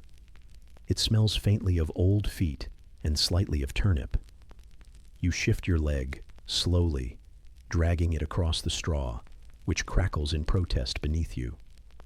A sprig of lavender rests under your chin, slightly crushed and scentless by now, but still there, still close. You hadn't planned to keep it. You don't even remember where it came from. Someone handed it to you days ago, or weeks. You've stopped counting time by numbers and started using symptoms instead. You sit up slowly, careful not to disturb the draft. The air inside the longhouse feels different today. Not colder, not warmer, just heavier, like it's been soaked in secrets. No one speaks. That, too, is part of it. The quiet. Not the kind that means sleep or privacy. The kind that means everyone is listening. Even the goat, chewing in slow, pensive rhythm, seems more subdued than usual. The cat is missing again. It always disappears when the wind changes. Or perhaps it just chooses not to be seen. You stare at the wall for a long time, unsure whether you want to look outside. The slats are thin, the gaps thinner. You could press your face to them and see the road, see the field, see the space where wind should ripple and doesn't. But if you do, and the wind looks back, what then? Breakfast is quiet. A piece of bread, hard enough to make your gums pulse. A smear of something that might once have been cheese. The fire burns low, reluctant. Your aunt stirs the coals with more effort than necessary, as if heat can ward off breath-borne evil. There's a pot bubbling in the corner with something herbal in it. Nettle, you think, or boiled sage. You're not supposed to drink it. You're just supposed to inhale, not deeply. Just enough to feel your insides steam. They say the plague doesn't walk like other illnesses. It rides, carried on wind, borne in whispers. It drifts along roadways, not following them, but tracing their shape. And it announces itself early, through the breeze, through the air that whistles wrong. People say it sounds like cartwheels on cobbles, except there are no carts, no wheels. Just a thin, dry whistle that cuts across the eaves and coils around doorposts. The priest claims he can smell it, but the priest claims many things. You finish your bread slowly, chewing more from habit than hunger. You rub your fingers together and feel the thinness in your skin. Your hands have become quieter over time, less eager to grasp, more willing to rest. You've begun noticing the small changes in people. Less talking, more blinking, a tendency to keep scarves a little tighter around their faces. They aren't afraid. Not quite. Just preemptive. The children aren't outside. That's the clearest sign. Usually, by midday, at least one of them is shrieking about something and someone else is throwing mud. But today, the air remains clean of play. There are footprints, but they're old. Yesterday's, maybe. Maybe the day before. They lead toward the well but don't return. You go outside anyway, because you're supposed to. There's water to draw, or firewood to check, or just a need to remind your limbs how to move. The cold bites quickly, and the wind brushes past your ear with too much precision. Not a gust. A whisper. You flinch and look over your shoulder, but of course there's no one. The sky is too pale.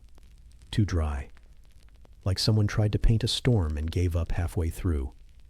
You reach the well, your hands stiff and fingers unwilling, and turn the crank with effort. The rope resists. The wood groans. When the bucket surfaces, it's only half full, and the water inside doesn't slosh. It just sits, still, watching. You carry it back slowly, muscles aching in that dull, bone-deep way that makes you feel older than you are. The wind shifts again. This time, you're certain it's circling. It doesn't push. It investigates. It brushes your knees, your elbows, your throat. You remember the story about the boy who left the house during plague wind and came back speaking nonsense about bells and rats and the color yellow. He was fine the next day, except he never blinked again. Inside, someone has blocked the window slats with cloth, just to be safe. You pass the pot of herbs again, and this time, the steam clings to your cheeks. You taste something metallic in your mouth. Could be fear, could be nettle. By evening, no one's mentioned it out loud, but everyone knows. Everyone feels it. The wind has that sound again. Not wind exactly, not breeze, but something wheeled and wooden, passing just out of sight. A low whistle, a dry hush, like breath pulled through a dying reed. You press the lavender sprig to your mouth, not to eat, not even to breathe, just to have. You feel safer with it there, even if it's lost most of its scent. The air smells clean, but not in a good way. Clean like scorched wood, like something that's already burned and forgotten its name. You think about the cart, the one that no one sees.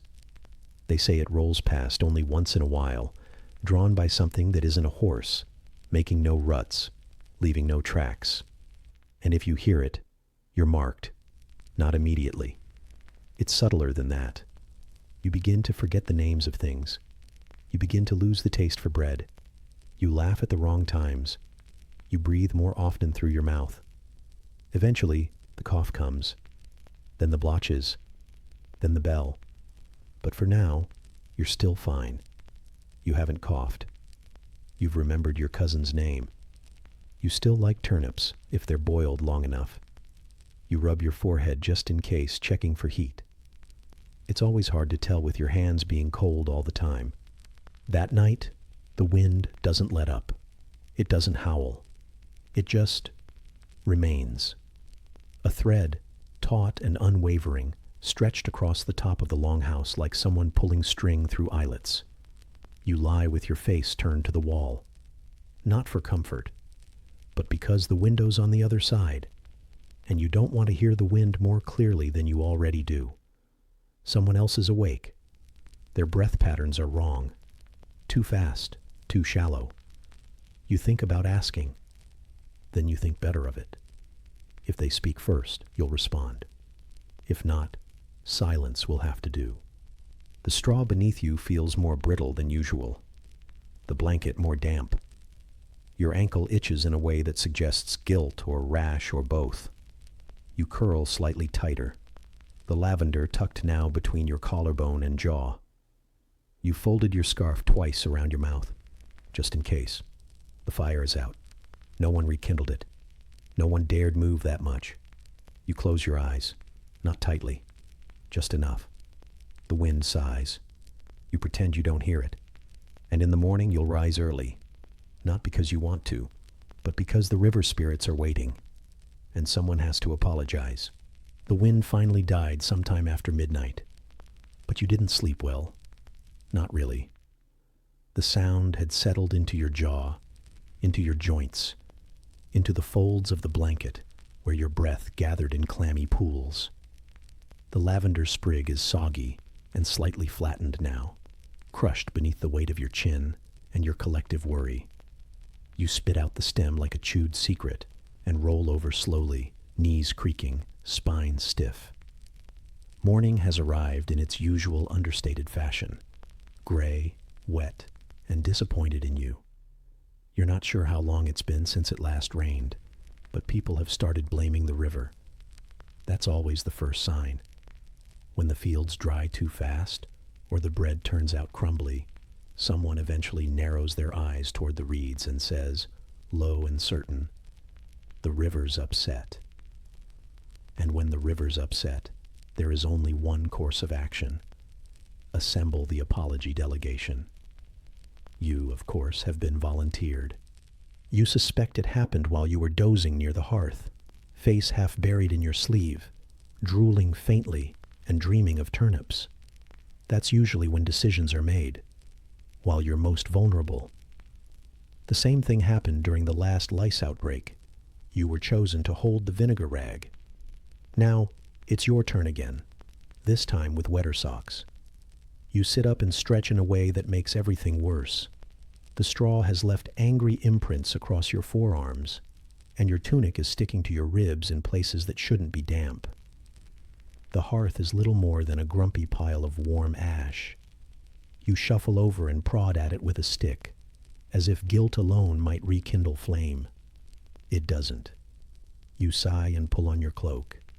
It's heavier than usual, possibly damp, possibly cursed, definitely cold. Outside, the air is still, not dead, just waiting.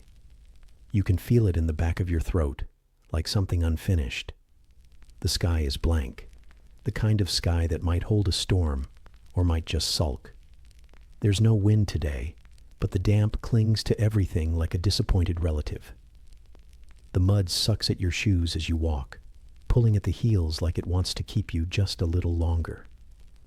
The goat watches you from its post near the shed, eyes narrowed in judgment. It knows. The others are already at the edge of the path. Your cousin is holding a basket of offerings, bread, nettles, something wrapped in cloth that smells like it used to be cheese. The baker's apprentice has brought his drum, which he insists is necessary. Someone else is carrying a dead chicken, solemnly, like a bouquet. You don't ask. The river lies at the far end of the field, down a sloped path slick with moss and anticipation. It hasn't dried completely, but it's sulking, trickling instead of flowing, whispering instead of laughing. The surface looks thick, like it might clump if stirred. No one talks on the walk there. The only sound is the squelch of shoes and the occasional squawk of protest from the chicken. When you reach the bank, the group pauses. There is always a pause, not for reverence, but for orientation. Which rock to kneel on? Which tree to face? How many paces from the stump with the face-shaped knot? There are rules, none of them written, all of them important. You pretend to remember them. You follow your cousin's lead. You kneel.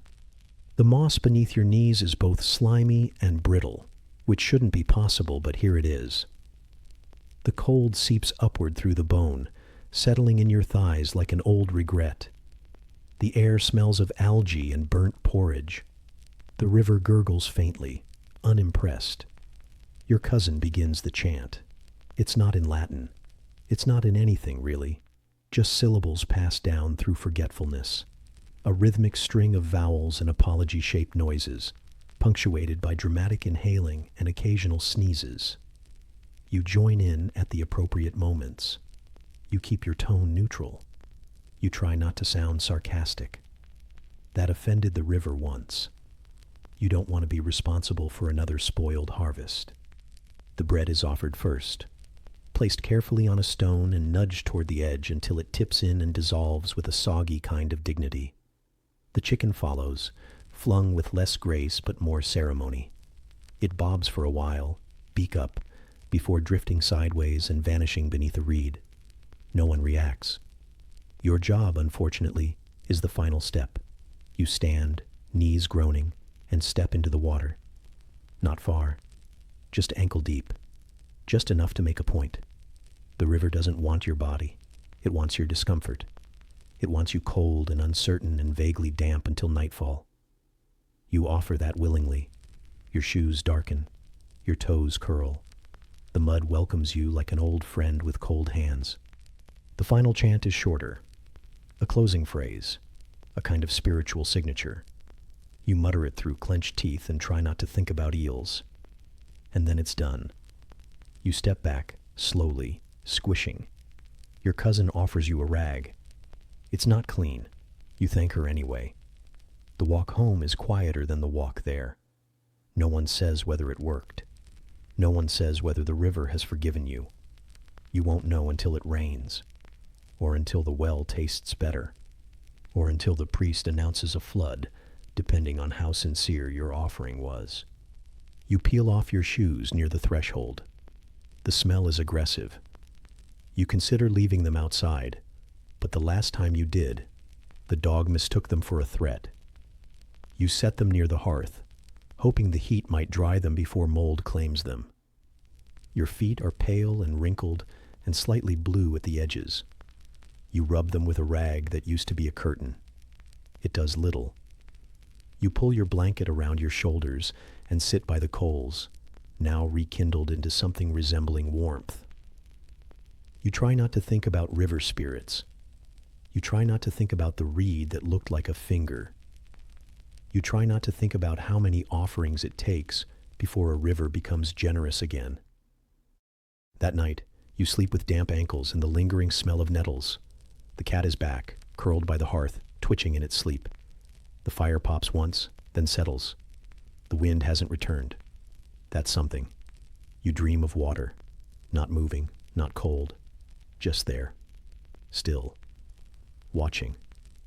And in the morning, someone will say something about shadows, about how yours doesn't follow quite right anymore, about how it started moving before you do. And then you'll remember what the baker said, that a long shadow is how hauntings begin. The hem of your tunic is still damp from yesterday's apology walk, and everything feels vaguely out of sync. Your joints, the coals, the way your bread broke in half without you touching it. Something in the air isn't sitting right. It's not the usual dampness or the smell of old nettle. It's not even the mold creeping from the corners of the doorframe or the creaking roof beam that keeps threatening to let go of its structural responsibilities. It's subtler, quieter, something felt rather than seen, or rather, something that shouldn't be seen. But you saw it, earlier this morning, just for a moment. It was when you leaned toward the hearth to shift the logs. The smoke parted in that reluctant way it always does when you ask for heat too early, and the fire gave off that weak light it saves for people who've done nothing to deserve comfort. That's when you noticed it. Your shadow, too long. Not just stretched by angle or flickering flame. Long in a way that didn't make sense, as if your body had spilled across the floor, trailing behind you like a tail made of secrets. It was quiet. Too quiet. No flicker. No movement. Just there. You didn't say anything, of course. You simply stepped away. Casually. Slowly. As if shadows weren't a thing that could become wrong. You rubbed your eyes. Blinked. Shuffled sideways and watched it do the same. But slower than it should have. Not out of laziness. Out of thoughtfulness. Now the memory of it won't leave. You go about your morning tasks, scraping porridge from a pot with more char than meal, swatting the goat away from the clean linens, peeling bark off the door frame to check for termites that aren't there. But your eyes keep flicking sideways, watching, just in case.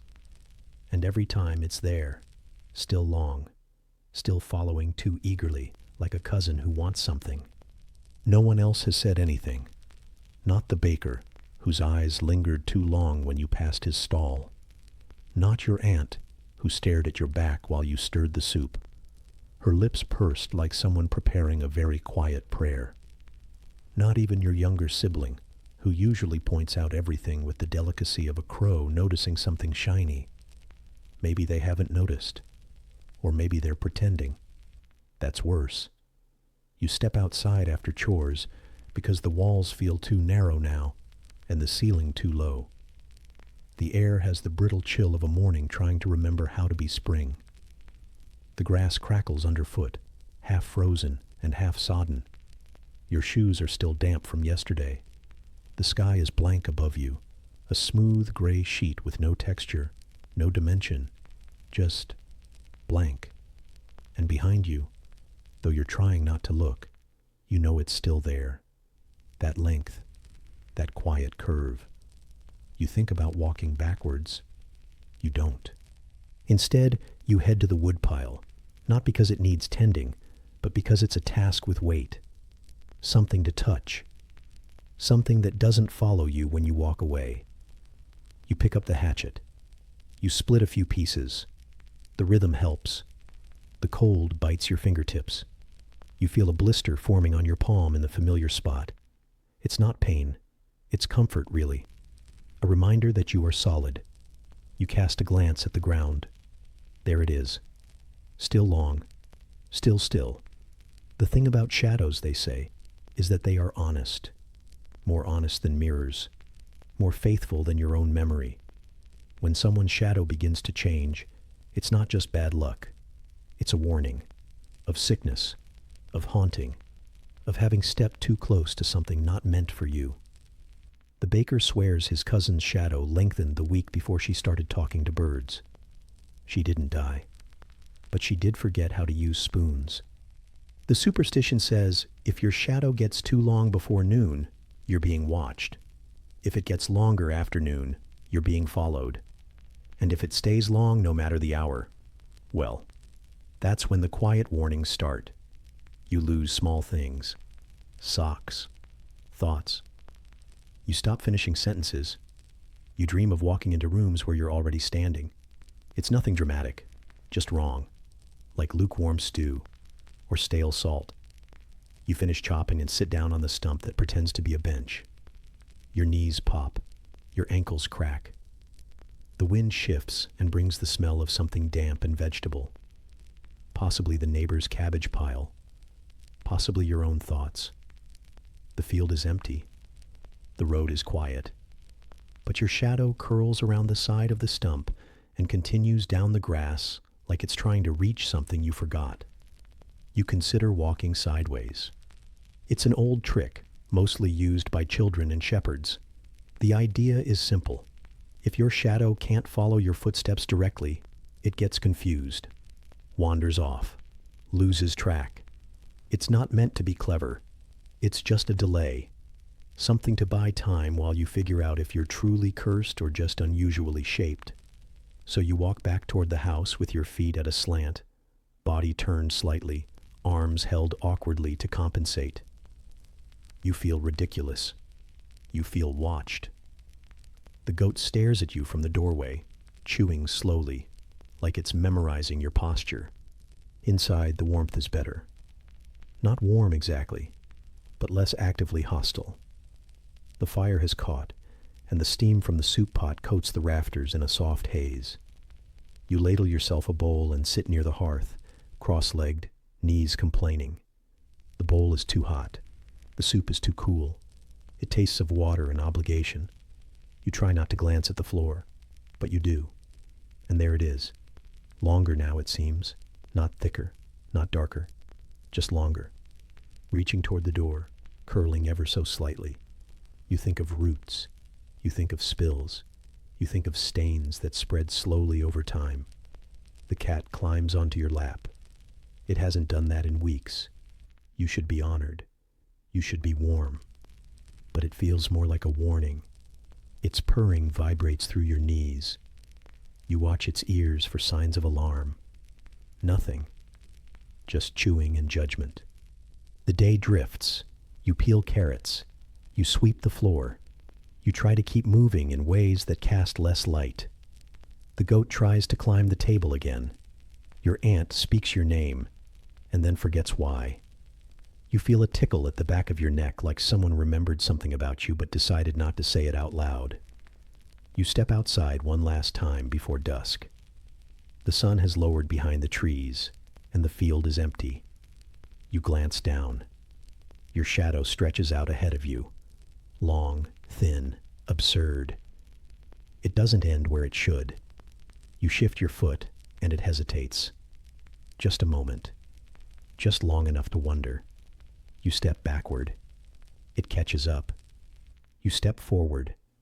It lags. You turn and walk back into the house without looking again. You eat supper slowly. You speak less.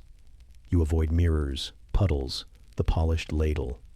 You tuck yourself into the straw early. The cat curls beside you. The goat sleeps near the door.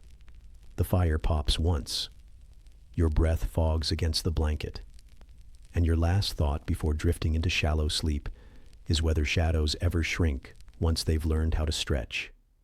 And tomorrow, over dinner, someone will mention thunder and the turnip that summoned it. The morning begins with turnips. You didn't plan for this. No one ever really plans for turnips. They simply arrive, like misfortune or the cousin who talks too much about lice. You'd meant to make porridge, something simple and forgettable, something that doesn't taste like the inside of a boot. But your aunt pulled the root cellar lid open with that look on her face. The one that means the turnips need using, which means you'll be eating them, possibly for the rest of your life. They sit in the pot now, steaming faintly, half-sliced and mostly judgmental. The smell is sharp and bitter, like boiled earth and stubbornness. You prod one with a spoon. It jiggles faintly. The fire beneath the pot crackles in that impatient way fires do when they're tired of being asked for miracles. You're tired too. You've been tired since the rooster forgot how to tell time and started crowing before dawn. The straw in your bedding is compacted into something less forgiving than a brick, and your elbow still itches in that way that probably means rain or regret. You lift the spoon to your lips, pause, blow, then blow again, then hesitate. Your grandmother clears her throat behind you. You freeze. The room stiffens. There is a rule in the household, unspoken but heavily implied, that hot turnips are not to be eaten with haste. That heat in a root vegetable somehow offends the sky. That consuming a turnip while it still steams is a direct invitation to thunder, and possibly hail. You don't know where this belief came from, only that it has been repeated with the reverence of Scripture and the intensity of a curse. The last time someone forgot, and you remember it well, it rained for 3 days straight. The turnip was barely warm, barely. And yet the skies had opened like an angry bladder, soaking everything from laundry to dignity. Your grandmother had muttered for hours. Your aunt had crossed herself so many times she developed a cramp. And you? You'd spent the night trying to dig a trench with a spoon because the front step was beginning to resemble a moat. So now you wait. The turnip cools. The skin puckers slightly, and the steam fades. You take a cautious bite. It is lukewarm and rubbery, with the flavor of damp bark and mild disappointment. Perfectly safe, apparently. The goat watches you from the threshold. It has not blinked in several minutes. You suspect it senses something you do not. You eat slowly, carefully. Each bite is an act of negotiation. You chew thoughtfully, as if you're consulting the heavens with each motion of your jaw. Outside, the sky remains undecided. Gray, thick, hanging. The kind of sky that could do anything, really. Rain, sulk, collapse entirely. It's best not to provoke it. Breakfast ends. The bowl is scraped clean, not out of hunger, but out of fear. Leaving food behind is also unlucky, though no one can agree on how. Some say it invites mice. Others say it invites debt. Your uncle once claimed it attracts ghosts with low standards. Whatever the reason, you always finish your meals, even when it means choking down the last stubborn, wrinkled slice of turnip like a sinner swallowing a confession. The rest of the day unfolds in the usual grim procession. The fire refuses to stay lit. The door refuses to stay closed. Your cousin steps on your foot twice without apology. The chicken coop smells like old secrets and fresh feathers. You haul water from the well. It's colder than last week, and your fingertips sting the way they do when you've made several poor life choices in a row. By noon, the sky has not changed, but the air feels different, heavier, like a wool blanket that someone forgot to wash. There's a hush to the village that's too quiet to be peaceful and too loud to be ignored. You hear it in the way the birds have gone silent. You feel it in the way your shadow refuses to hold still. And you taste it, faintly, in the back of your throat. Ozone, or maybe just leftover turnip. You think about lunch. You regret this immediately, because you know what lunch will be. More turnips. Perhaps fried, or mashed, or suspended in a weak broth and called stew out of pure optimism. But still turnips. Always turnips. You make your way back toward the house, stomach dragging behind your feet like a sulking dog. Inside, your aunt is stirring something in a pot. It is not a hopeful smell. You sit at the table and brace yourself. The stew is ladled into your bowl with the same care one gives to handling bees. You nod. You blow. You wait. It is a ritual now. a sacred rite of slowness. Your grandmother watches from the corner, wrapped in her shawl, which smells faintly of herbs and contempt. Her eyes flick to your bowl. You blow again, just to be safe. You chew. The stew is slightly warmer than room temperature and has the consistency of regret. It tastes like it doesn't want to be eaten, but you eat it anyway, because to leave it untouched is to risk a lecture about gratitude and the wrath of the weather. The goat has entered the house again. No one stops it. Halfway through the meal, you hear a sound. Low, rolling, far off. You freeze. Everyone freezes. It might be thunder, or it might be the neighbor moving his cart over the stones. But in this house, there are no coincidences. All heads turn toward you. You look at your bowl. It is empty. You look at the spoon. It is slightly wet. You look at the sky. It looks back. Your grandmother inhales slowly, as if preparing a monologue. You prepare to move into the shed. The rain doesn't come, but it could. That's the point. The threat of it now hovers over your day like a debt collector. You finish your chores under a sky that smells increasingly like consequence. The wind has picked up. The sheets on the line flap like they've seen something horrible and cannot forget. Your hands ache from scrubbing the cauldron clean, and your shoulders have developed a permanent lean toward the ground, as if gravity has decided to help you remember your place. Evening falls without much fanfare.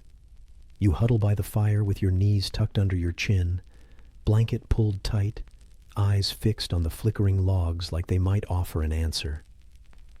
The air is damp now, with that strange softness that comes before a storm. Your hair clings to your temples. Your toes are starting to prune inside your boots, which you forgot to take off because your cousin hid your socks again. Dinner is, of course, more turnips. Roasted this time. The skin is crisp. The inside, molten. You blow. You blow again. You wait a full 10 heartbeats before the first bite. Your aunt counts them under her breath. No one speaks. The first crack of thunder comes a few minutes later. Software uncertain. A cough from the heavens. Your grandmother closes her eyes. You chew. The thunder fades. Rain does not follow.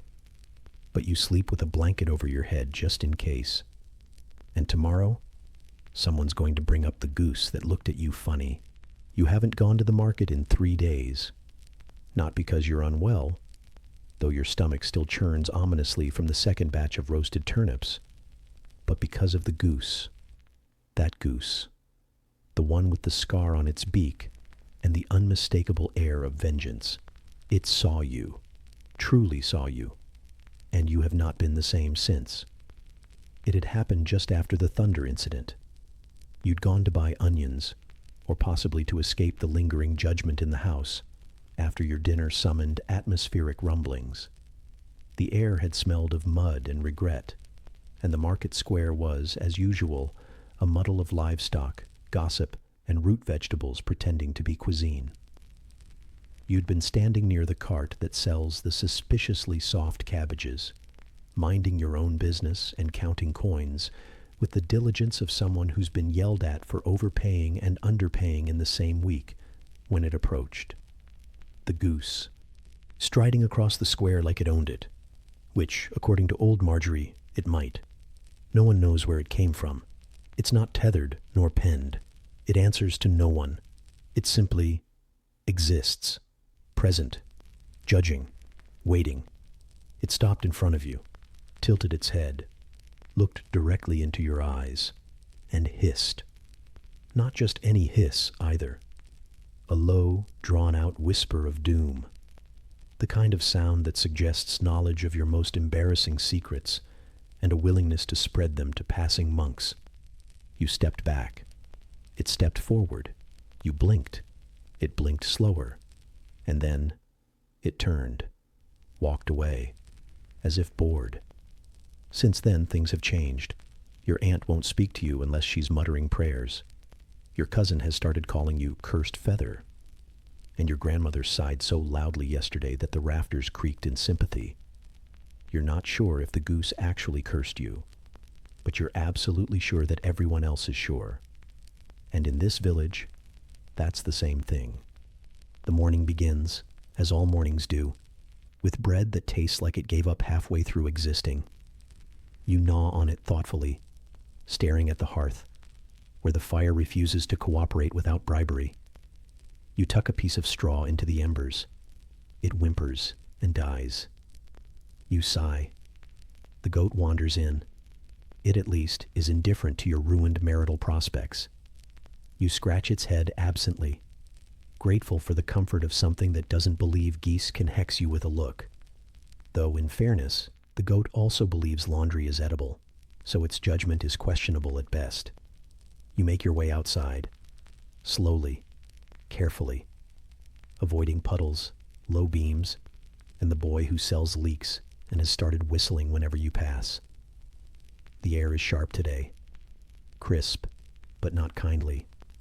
The kind of air that makes your skin itch and your thoughts feel too close to the surface.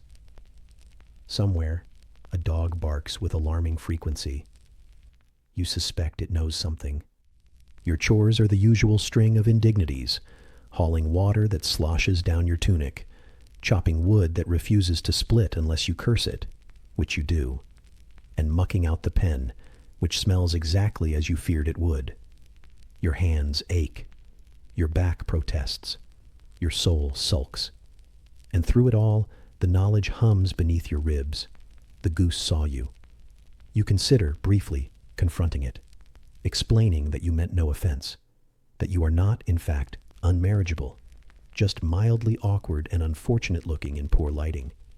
But then you remember the hiss, the stare, the silence that followed, and you decide to keep your distance. Still, the village remembers. They always do. At the well, a girl whispers behind her hand. By the chapel, someone crosses themselves as you pass.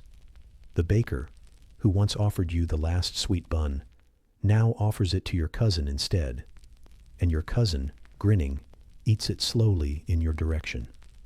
You try to shrug it off. Surely this will pass. Surely people will forget. But then, you overhear your aunt whispering to the weaver's wife about how some spirits take bird form, and a look like that could turn milk sour. Your milk has already been sour, but that doesn't help. You take to walking differently. Less eye contact, more hat. You adjust your gait to appear less tempting to birds. You wear garlic just in case. It makes you unkissable and unpeckable, which feels like a win, all things considered. The sky turns heavy again, though not from your lunch this time. It's simply that time of year when clouds hang low like lazy shepherds watching the world with bored menace. The mud thickens in the road. Your shoes are crusted with it. Your dignity similarly caked. Your grandmother tells you to stay inside and keep your eyes down, which is her way of saying you're an embarrassment to the family name, even though the family name is mostly known for losing at dice and yelling during weddings. You try to distract yourself. You re-scrub the cauldron. You comb the goat, which results in more tufts of fur than you were prepared for. You restuff the mattress with hay that smells faintly of damp moss and goat breath. Nothing helps. Eventually, the boredom wins. You sneak to the edge of the market, just to look, just to see if the goose is there. You linger by the fence, eyes scanning the cobbles. Children dart past you.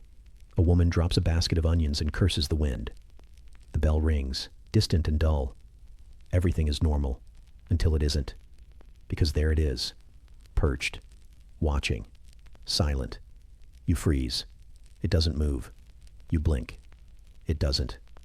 You shift your weight from one foot to the other, suddenly aware of every itch, every noise, every drop of sweat trickling down your spine. You are prey, and it is a bureaucrat of divine punishment. Then, a miracle.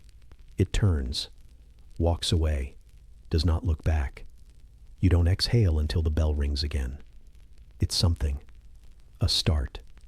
A small gesture of possible forgiveness. Or maybe it's just bored of you now. Either way, you take it. You shuffle home, clutching your shawl tightly, as if the wool can protect you from gossip and poultry-based social ruin. Inside, the fire is still sulking. The stew is still underseasoned. Your grandmother glares at you with the weight of 100 expectations. But your cousin is quiet, and your aunt offers you a piece of apple. It's small, slightly bruised, but it's the closest thing to mercy you've had in a week. You eat it slowly. The fire finally catches. You sit close to it, letting the warmth soak into your bones, the wool of your tunic clinging to your damp skin. Your fingers still smell faintly of garlic and goat. Your feet are tired. Your eyes sting. But there is peace in the fact that today, at least, you were not hissed at. And maybe tomorrow, you'll even try smiling again. Unless, of course, the dreams return. The ones where you float above your body, watching yourself sleep in the wrong direction. But that's for another night. A stranger night. A colder one. Where sleep comes loose and wandering, and socks might be the only thing keeping your soul tethered. You thought it was the garlic, or perhaps the hay-stuffed pillow that crackled like dry bones every time you shifted. But no, that uneasy float in your chest, light, hollow, oddly wide, has nothing to do with supper. This is something else. Familiar now. Unpleasant, always. The slow, cold realization that your soul may have once again taken a casual stroll without you. And not for the first time. It never announces itself. There is no sudden lurch, no dramatic gasp, no swirling mist. Just an oddness, a separation. As if you are one blink too far behind your own body. Your toes feel distant, like rented furniture. Your arms heavy in a way that suggests they may belong to someone else. The wool blanket across your chest doesn't press so much as hover, its weight imagined but persistent. You breathe, but it's shallow, not quite your own, like someone is breathing through you, not as you. You are told, repeatedly, that sleep is when the soul is at its most curious, that dreams are the brain's way of keeping it entertained so it doesn't slip out the ears or drift through the roof like smoke escaping a crooked chimney. But sometimes the dreams aren't strong enough. Sometimes your soul gets bored of chewing on memories and goes out exploring. And if you don't take proper precautions, it might not come back. Last winter, the neighbor's son failed to return. Not physically. He still walks around, drooling on occasion and occasionally smelling faintly of boiled moss. But everyone agrees his real self is somewhere else. Probably stuck in a tree, or a cloud, or inside the body of a wandering beetle. And no one wants to be a beetle. So now, you take steps. Every night, the ritual. A stone under the tongue, smooth and bitter with old earth. A sock on one foot, just one, to unbalance the body and make it too irritating to abandon. A chant, whispered through your teeth while pretending not to care if it works. You've even tried tying your own hair around your finger to keep your spirit tethered like a goat in a yard. But your hair is thin and stubborn, and your spirit apparently has better places to be. You turn your head, slowly. The mattress shifts with a soft crunch. Something wriggles near your hip. Probably a flea, maybe a beetle, possibly a piece of last week's supper with unfinished business. The fire is out. Of course it is. The coals, once so promising, now sulk under a pile of ash. You should get up, poke at it, add straw, coax the flame like an insulted elder. But you don't, because you're not quite here. And rising when you're not properly anchored is how you end up like the baker's wife, who once got up in the middle of the night and walked into the river because she thought she was dreaming. She still limps. And the river, ever petty, still smells faintly of yeast. Outside, the wind wails through the cracks in the wall, thin and high and just sharp enough to make your jaw clench. The wooden beam above your head creaks. Once, then again. You imagine it's your soul bumping its way back down through the rafters like an irritated cat locked outside. Your sister snores across the room. Not a normal snore. Hers has a rhythm. 3 wheezes and a whistle, like a badly played flute trying to signal the end of the world. It's comforting in its misery, predictable, unlike the sensation currently rising behind your eyes, a slow ballooning of awareness that doesn't feel attached to anything solid.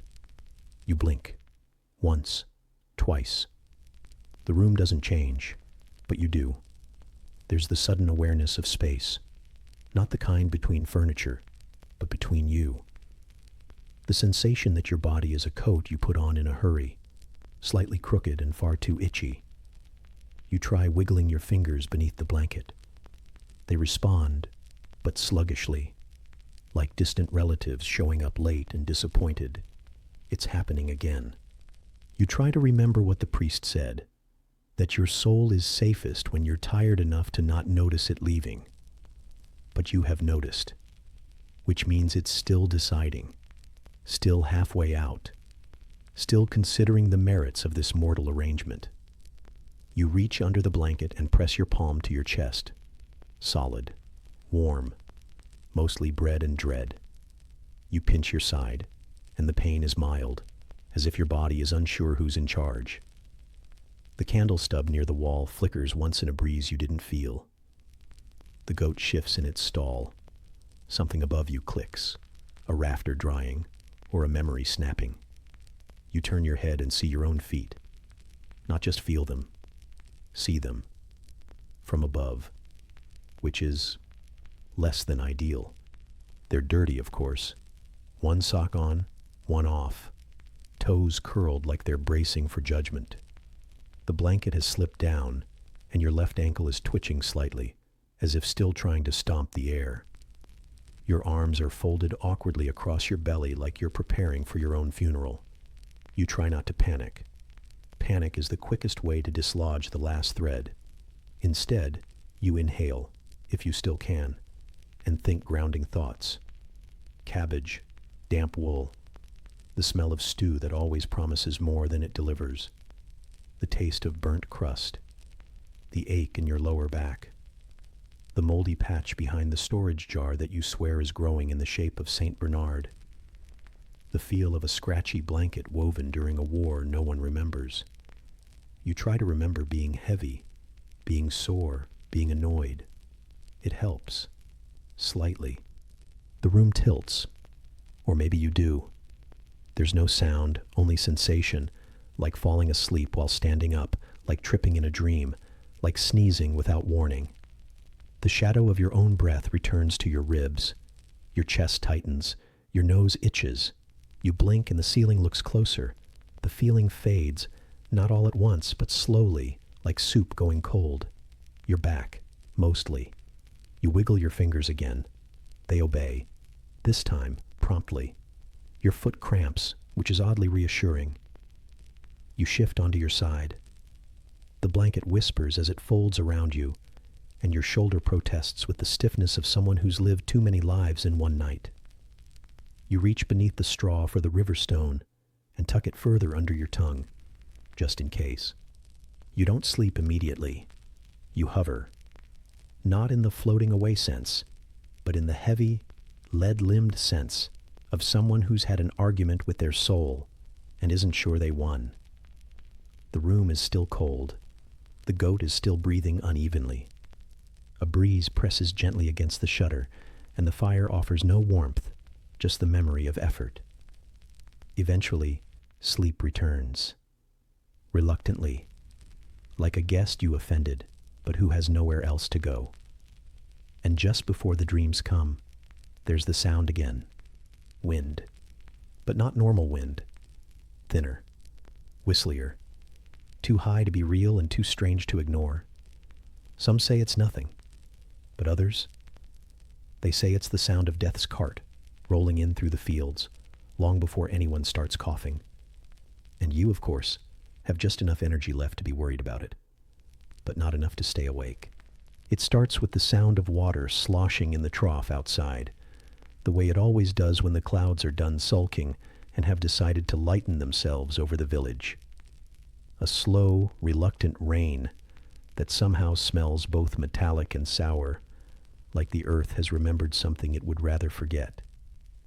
You pull the tattered hood over your head and step outside with one foot, then the other, squelching into the muddy patch near the door that never dries fully, no matter how long the sun shines. Which, of course, it hasn't. Not really. Just enough to steam the manure. Your knees already ache, though you haven't done anything yet. The air feels soft and swollen, like it's trying to wrap around your joints and stay there. You shuffle along the path toward the coop, the weight of your chores pressing gently behind your eyes like an oncoming headache that wants to be emotional too. Chickens scatter without enthusiasm. You understand. You wouldn't want to be here either. And then you see it. Just over the hill, behind the place where old Widow Elsky claims the ground has been cursed ever since someone dropped a sausage on a saint's feast day. There it is. A faint, glistening smear of color arcing through the sky like someone had the nerve to feel optimistic and then immediately thought better of it. A rainbow. But not just any rainbow. A double one. You stare at it, forgetting yourself for a moment. The shimmer is strange and too clean, like it doesn't belong in this world where everything is a bit cracked or stained or quietly rotting. It feels like someone accidentally washed the sky. And then the memory hits you. The rhyme. The one you learned as a child, in the same voice that warned you not to step on church shadows or eat peas with even numbers. Pigs and honesty. Something about those. If you saw two rainbows stacked like bread in a basket, you were supposed to recite the words aloud, while spinning once and touching something made of iron. You do none of those things. You stand still. You blink. And now it's too late. Everyone knows if you don't chant the rhyme immediately, the rainbow notices. You try to remember the words. You really do. But your brain, like most of your village, prefers forgetting. Was it pig on a Monday, lie on a Tuesday? Or never trust a rainbow with a second belly? It all sounds vaguely threatening and agriculturally incorrect. You go about your morning in silence, though your ears now itch a little, just around the rim, and there's a strange tightness in the back of your knees, as if your tendons have started whispering about mutiny. You chalk it up to the weather. You always do.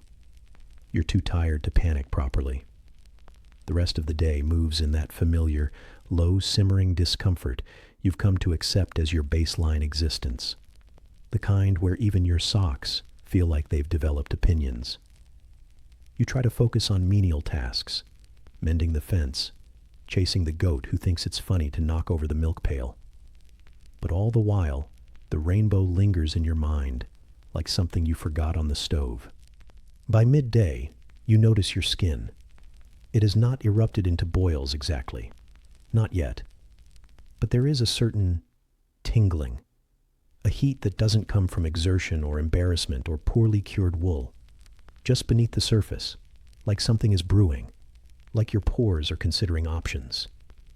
Your hand drifts unconsciously to your forearm, and you rub at the spot with a thumb, as if that might erase the consequences of your silence. Someone down the lane has noticed too. The old woman who smells of pickled cabbage and looks like she's been alive longer than sin mutters something when you pass. She eyes the sky with suspicion, then eyes you with more. Her chickens refuse to cluck until you've gone. You think briefly about trying to find an iron spoon and spinning in place, but the moment has passed. The sky has shifted. The clouds are thicker now, more serious. It's not about redemption anymore. It's about endurance. That night, you scratch. Just a little. At first. There is something fundamentally tragic about medieval bedding. The straw pokes through the cloth like it's ashamed of being hidden. The wool is damp from a week ago. And someone, probably your brother, has eaten garlic and decided not to breathe quietly. You lie there in the half-darkness, listening to your joints complain softly about everything they've ever done.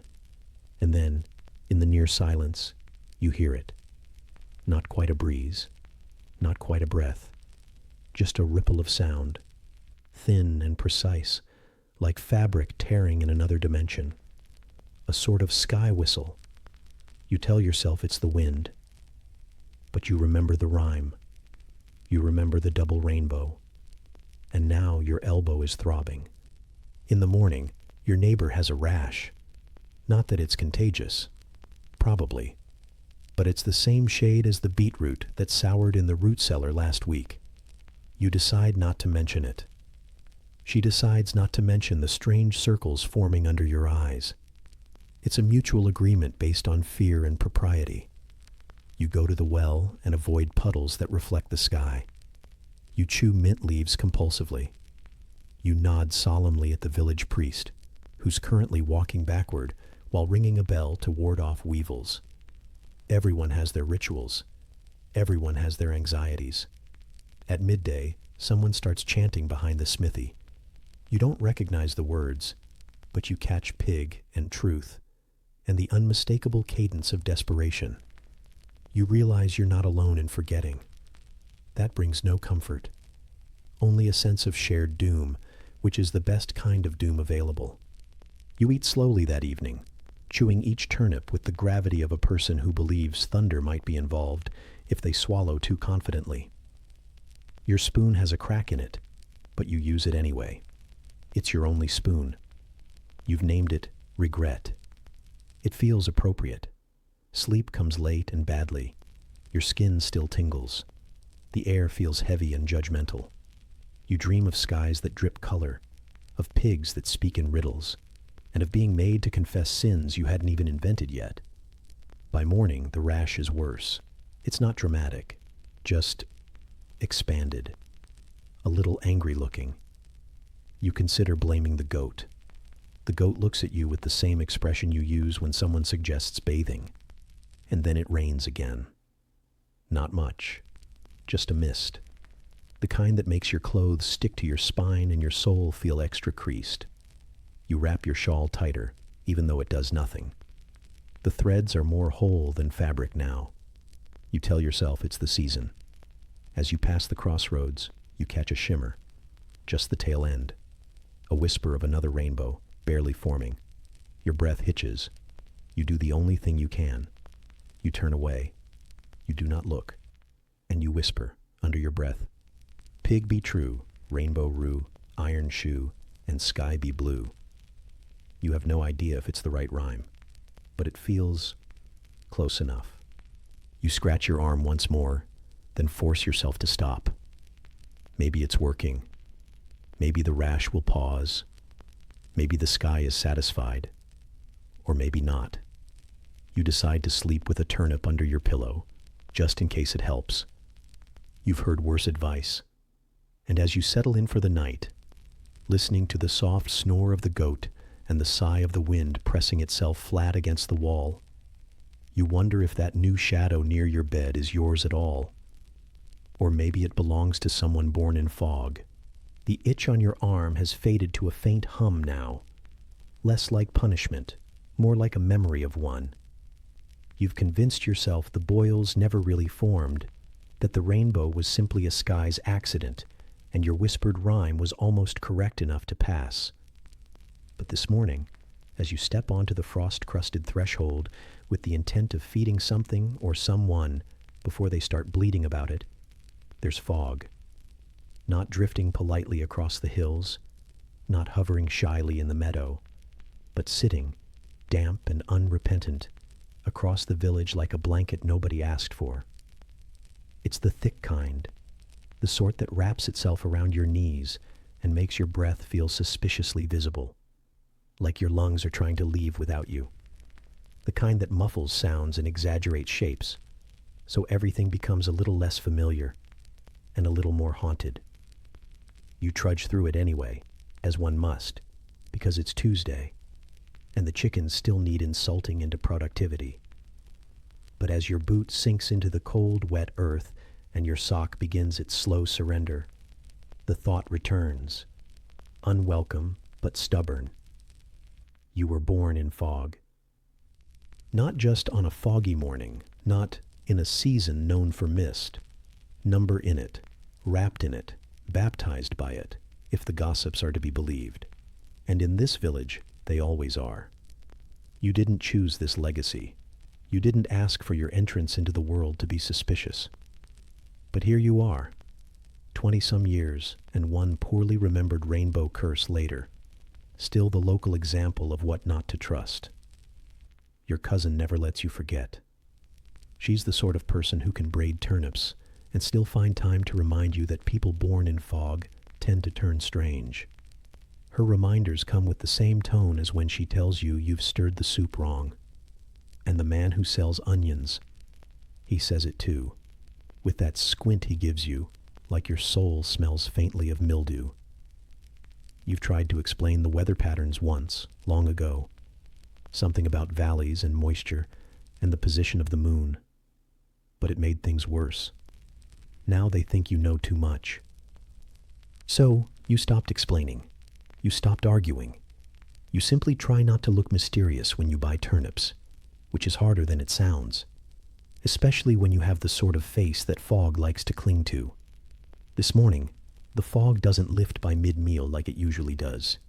It hangs around through porridge and into the second firewood run. It curls under door frames, sneaks into seams.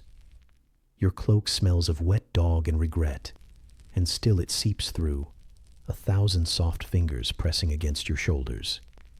The goat refuses to come outside. She looks at the mist as if it owes her money. By noon, someone's drawn a protective circle around their shed in chalk and spat in the center, just in case. The neighbor with the nervous twitch claims she heard a baby crying in the well again. And when you walk past the market table, the bread woman pretends she doesn't see you, which is fine. You don't want her lumpy rye anyhow. You've learned how to move differently on days like this, how to keep your steps light and your hands visible, how not to startle anyone by speaking too suddenly or asking where the sun has gone. You hum a little when you pass by groups of people, so they know you're not thinking anything suspicious. Because people born in fog are always thinking something. It doesn't help, of course. You could wear flowers and a bell, and still someone would whisper that your smile has too many meanings. The church has quietly redoubled your prayers. You're not allowed to ring the bell tower anymore, not since the incident with the goats, which you still maintain was entirely coincidental. You've tried over the years to gather a few others who were also born in fog, to form a kind of support group, but they tend to leave or go quiet, or mysteriously disappear into the woods. One started speaking to birds and hasn't looked back. Another joined the traveling monks and now writes sad songs about weather. You suppose there are worse outcomes. Back inside, the fire spits and sulks as you feed it damp sticks that steam instead of burn. The air inside feels only marginally less hostile than the fog outside, and your siblings are beginning to give you the look. The one that says you might have cursed the soup just by standing too close to it. You offer to stir, slowly and without rhythm, so no spirits can recognize the pattern. But your youngest brother elbows you away and mutters about bad luck. You decide not to correct him. He's the sort who'd believe his own sneeze was a sign from God. Afternoon drifts by like the mist itself, thick and slow and vaguely accusatory. Someone finds a dead crow near the well and declares it a sign. Of what? No one's sure. But they all agree it wouldn't have happened if the fog-born had stayed indoors. You are the fog-born. The crow's presence becomes your fault by dinner. You eat quietly, chewing each bite as if it might contain a secret. The bread has gone slightly green at the edge, but no one mentions it. The turnip stew tastes mostly like disappointment, as usual, but there's a new hint of thyme someone's added as a charm. Thyme keeps away spirits, or goats, or both. No one remembers the specifics, only that it's meant to help. The goat is still refusing eye contact. Later, while sweeping out the ash pile, you accidentally uncover a bone-shaped something, and you spend 5 full minutes debating whether it's chicken or curse. You bury it again, just to be safe. You hum while doing it. People trust humming. As the evening thickens and the shadows stretch like sleepy cats across the hearth, the fog returns in earnest, if it ever left at all. It creeps in low and deliberate, as if checking on its favorite child. You feel it coil around your ankles like an old scarf. You pretend not to notice. Someone outside is banging pots together to clear the air. Someone else is burning rosemary and shouting about omens. The church bell rings twice, uncalled for. Your cousin says nothing, but eyes you as though she's memorizing your face for use in a warning tale. You bank the fire for the night, layering the coals with ash until it looks like something ancient and tired and still slightly dangerous. Your bed is cold and slightly damp. The blanket smells of sheep and surrender. You lie down slowly, trying to align your spine with the least lumpy patches of straw. Your breath curls upward in the dark. You hear a creak in the corner. Floorboard or phantom, it hardly matters. The fog presses against the shutter like an eager guest waiting to be let in. You curl inward and count heartbeats. You are not a threat. You are not a sign. You are just someone who happened to be born when the sky forgot to be clear. But tomorrow is market day, and the onion man will ask again. He always does. You'll smile without mystery. You'll buy your turnips slowly. And maybe the stars will be kinder than the fog. Or maybe not. But they're watching either way. You're still thinking about the fog when the evening turns too quiet to ignore. Not silent. Silence would at least be comforting in its finality. No, this is that peculiar kind of stillness that has shape and breath. A silence that peers. A silence that has opinions. The fire has gone to embers again, which is no surprise. Fires here have moods. This one in particular seems to enjoy sulking, dimming just enough to make the corners of the room unsettling. You poke it half-heartedly with a stick that was once a broom handle, now retired to its final profession, reluctant flame prodder. Sparks hiss and scatter. One lands on your foot and dies with a puff, as if even fire doesn't have the energy anymore. The air is heavy with the smell of damp wool, scorched herbs, and something faintly sour that you've decided not to investigate. Your cousin snores quietly in the loft. The goat has found a way to block the draft under the door with her bulk. So for once, you're grateful she thinks she lives here too. And above all this, beyond the crumbling thatch, beyond the warped beams and hole-riddled ceiling, are the stars. Watching, looming, judging. They've always made you uncomfortable. Not because they're far, but because they seem too near. You've stared up into them too many nights and felt like they were peering back with the expression of a midwife disappointed in your birth weight. There's a smugness to them, a kind of glittering condescension, especially on clear nights like this when there's nowhere to hide. The neighbor, one of the ones who always smells faintly of boiled parsnip and keeps twigs in her hair, swears by them. She consults them before everything, before baking, before sweeping, before yelling at her second husband. You once asked what the stars said about your future, and she didn't answer for a full 30 seconds. Then she offered you a turnip and muttered something about Saturn being in a bad mood. You never asked again. Tonight, they feel more insistent than usual, as though they've agreed upon something about you and are now waiting for you to do it wrong. You close the shutters, but there are gaps. There are always gaps. The cold creeps through them with soft, disapproving fingers. You lie back on the straw mattress, which smells like 2 winters ago and has developed a mysterious dip in the middle that swallows your spine. You wrap yourself in the blanket, which has holes that weren't there this morning, and consider the possibility that moths are being used as a warning system from the heavens. The stars don't blink. They don't move. They just exist, smug and sharp, waiting for you to make another uninspired life choice. There was a time, you vaguely recall, when you tried to appease them. You fasted once after your neighbor told you Venus was watching your eating habits. You lasted half a day before someone offered you bread, and you caved. The bread was stale, and possibly judgmental too. Later that week, you tripped over a rake and decided the stars were punishing your weakness. You've since decided that guilt is a default setting here. The stars just reinforce it. They twinkle, and someone somewhere ties a string around a lamb's ankle and says, "It's because Mercury turned sideways." You've seen entire marriages postponed because Mars didn't feel right. One man moved his outhouse 3 times because of Jupiter. The goat got caught in it every time. Still, on nights like this, when the wind has gone still and the thatch stops creaking and even the shadows lie flat, you wonder if they're on to something. If maybe the sky does remember. If maybe those glints of ancient light are less stars and more eyes that forgot how to close. You shift on the mattress. A piece of straw pokes your neck. You welcome the distraction. It feels more honest than the stars. You wonder if your goat feels judged. Probably not.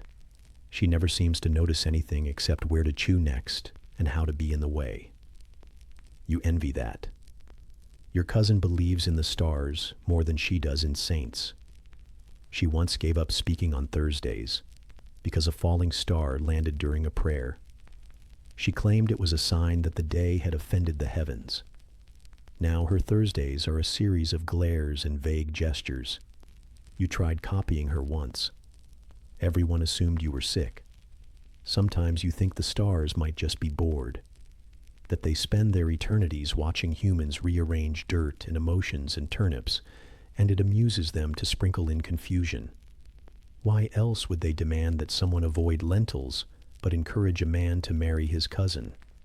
You've heard of kings and queens consulting charts before battles, and astrologers whispering secrets about eclipses as if the moon had mood swings. Meanwhile, you can't even decide whether to burn the rest of the dried time or save it for the goat's next cold. You're not sure if that's star-related, but you wouldn't be surprised. The worst part is when someone tells you you've been doing everything wrong, that your sleeping direction offends the constellations, that your left boot is cursed because you tied it under a waning moon, that your dreams of flying teeth and singing goats mean you've angered Neptune, who lives in a barrel now, apparently. And you believe them, at least a little, because it's easier to believe the stars are annoyed than to admit your life is just this strange on its own. Eventually, the embers dim into a gentle glow, barely warm, like someone whispering, "Almost." The air thickens with night and the scent of ash. Your breath makes a small cloud in the dark. Somewhere outside, an owl calls, a sharp, hollow sound that seems to bounce off the stars and come back changed. A floorboard creaks, possibly from your cousin rolling over, or possibly from the judgment of the stars landing with weight on the roof. You lie very still, eyes closed, trying not to think about the holes in the shutters, or the gap in your blanket, or the fact that your birth star might have been the one that looks like a broken rake. You try not to think about how the stars know your secrets, how they remember the bread you stole, the lie you told about the goat, the night you stayed awake thinking about not belonging. But the stars are watching, and they're judgy. You pull the blanket tighter, curl deeper into the sag of the mattress, and hope tomorrow doesn't involve celestial opinions. You don't have the energy for a horoscope, not unless it includes extra porridge, or forgiveness, or both. The sky presses down gently, cold and full of memories. The stars blink, slow and unimpressed, and somewhere in the back of your mind, you remember, tomorrow everything is cursed again. But you're used to that. The stars retreat eventually, as they always do. Slow and smug, blinking one last judgment down at you before slipping behind the gray dawn like tattling children ducking under the tablecloth. You're not sure who they report to, but you suspect it's someone who enjoys letting goats into your house and hiding your second sock. The chill that follows is not a new one. It's the familiar, reliable sort, the kind that settles in your bones like a tenant who pays no rent but insists on rearranging the furniture. It's the same kind of cold that greeted your toes yesterday morning, and the one before that, and the one before that. It always brings with it the same sigh of resignation, the same faint wish that maybe, just maybe, the blanket had repaired itself overnight. It didn't.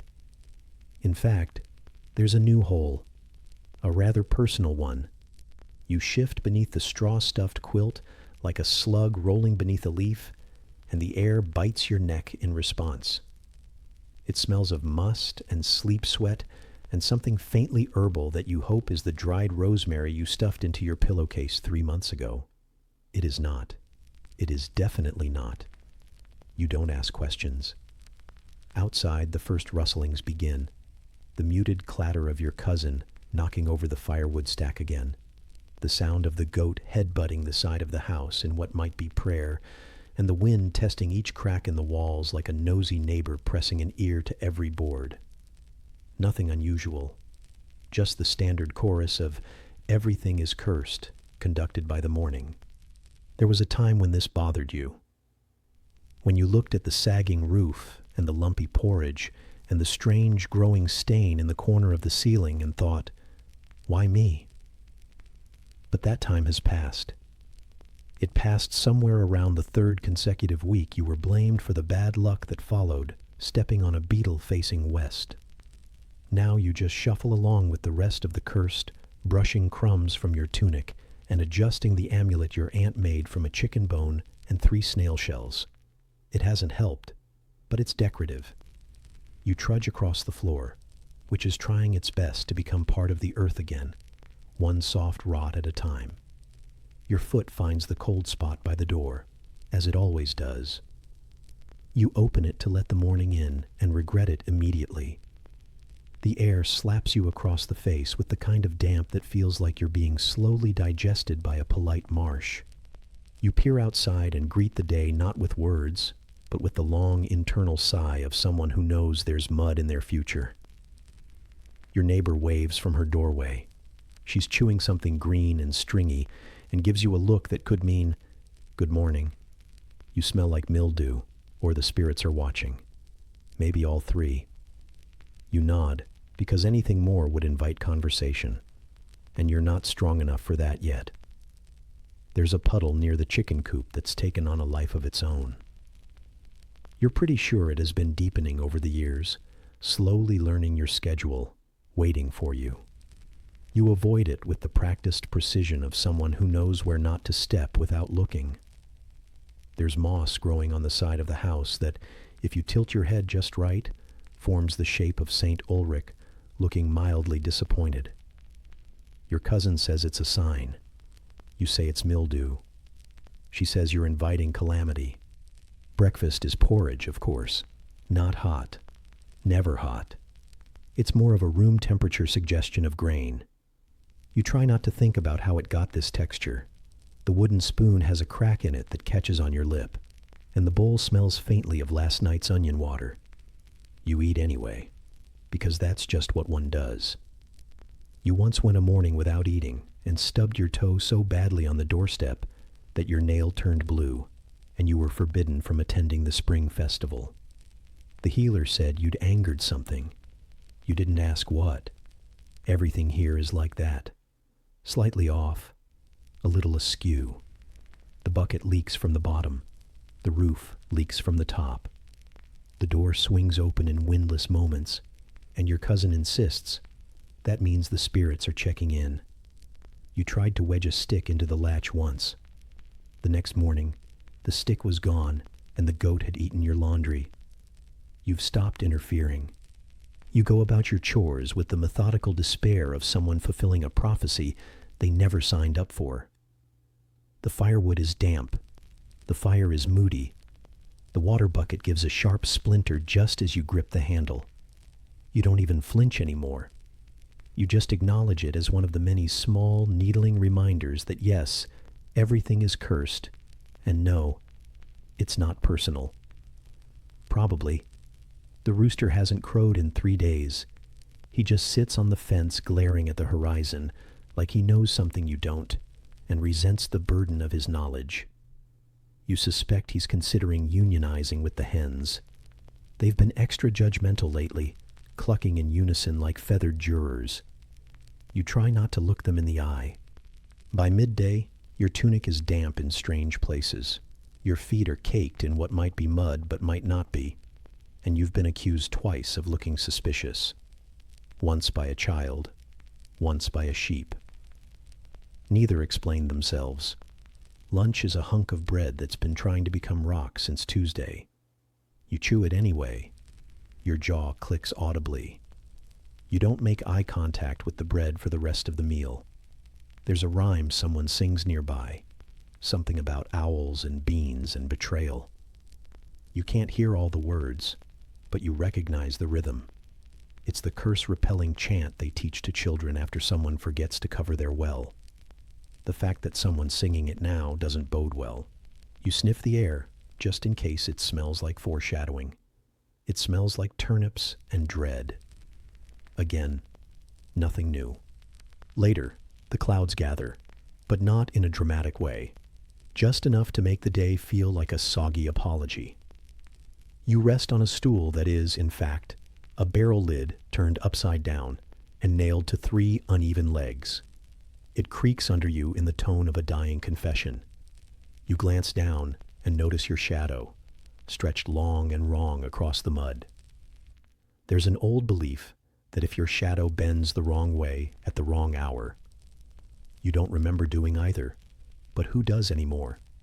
You've accepted that your life is essentially a series of uncomfortable truisms wrapped in itchy wool. That the wind whispers insults. That bread molds faster when you look directly at it. That everything you own is slightly damp. And that nothing is ever where you left it. Not because someone moved it, but because it was never yours to begin with. Ownership is a myth here. The goat proves that every time she chews on something labeled not food, evening returns with its usual groan. The fire is coaxed into existence again, reluctantly. The stew, if one is being generous enough to call it that, simmers without enthusiasm. You poke it twice with the spoon and try to determine if the gray chunk is meat or potato or penance. It doesn't matter. You'll eat it either way. The wind picks up outside. It smells like someone trying to mask mildew with thyme. You're not sure if it's working. You retreat to bed, or what passes for it, a pile of straw and regret, covered by the same blanket that has accompanied you through every mildly cursed day you've trudged through. You lay down with the same sigh you've exhaled since the solstice 3 years ago. You glance up at the ceiling, where the shadow of the rafter looks like a bent finger pointing somewhere accusatory. You ignore it. It's probably just the stars again. Your cousin mutters something in her sleep. A warning, maybe. Or a grocery list. You close your eyes. Everything creaks. Everything leaks. Everything itches. But you're used to it. And with that final familiar thought, like slipping into a shirt that never quite fits, but fits just enough, you let the cold pull at the edges of your warmth and drift down into the sleep of the perennially unlucky, the mildly doomed, the persistently cursed, but at least consistently so. And that, oddly enough, is something.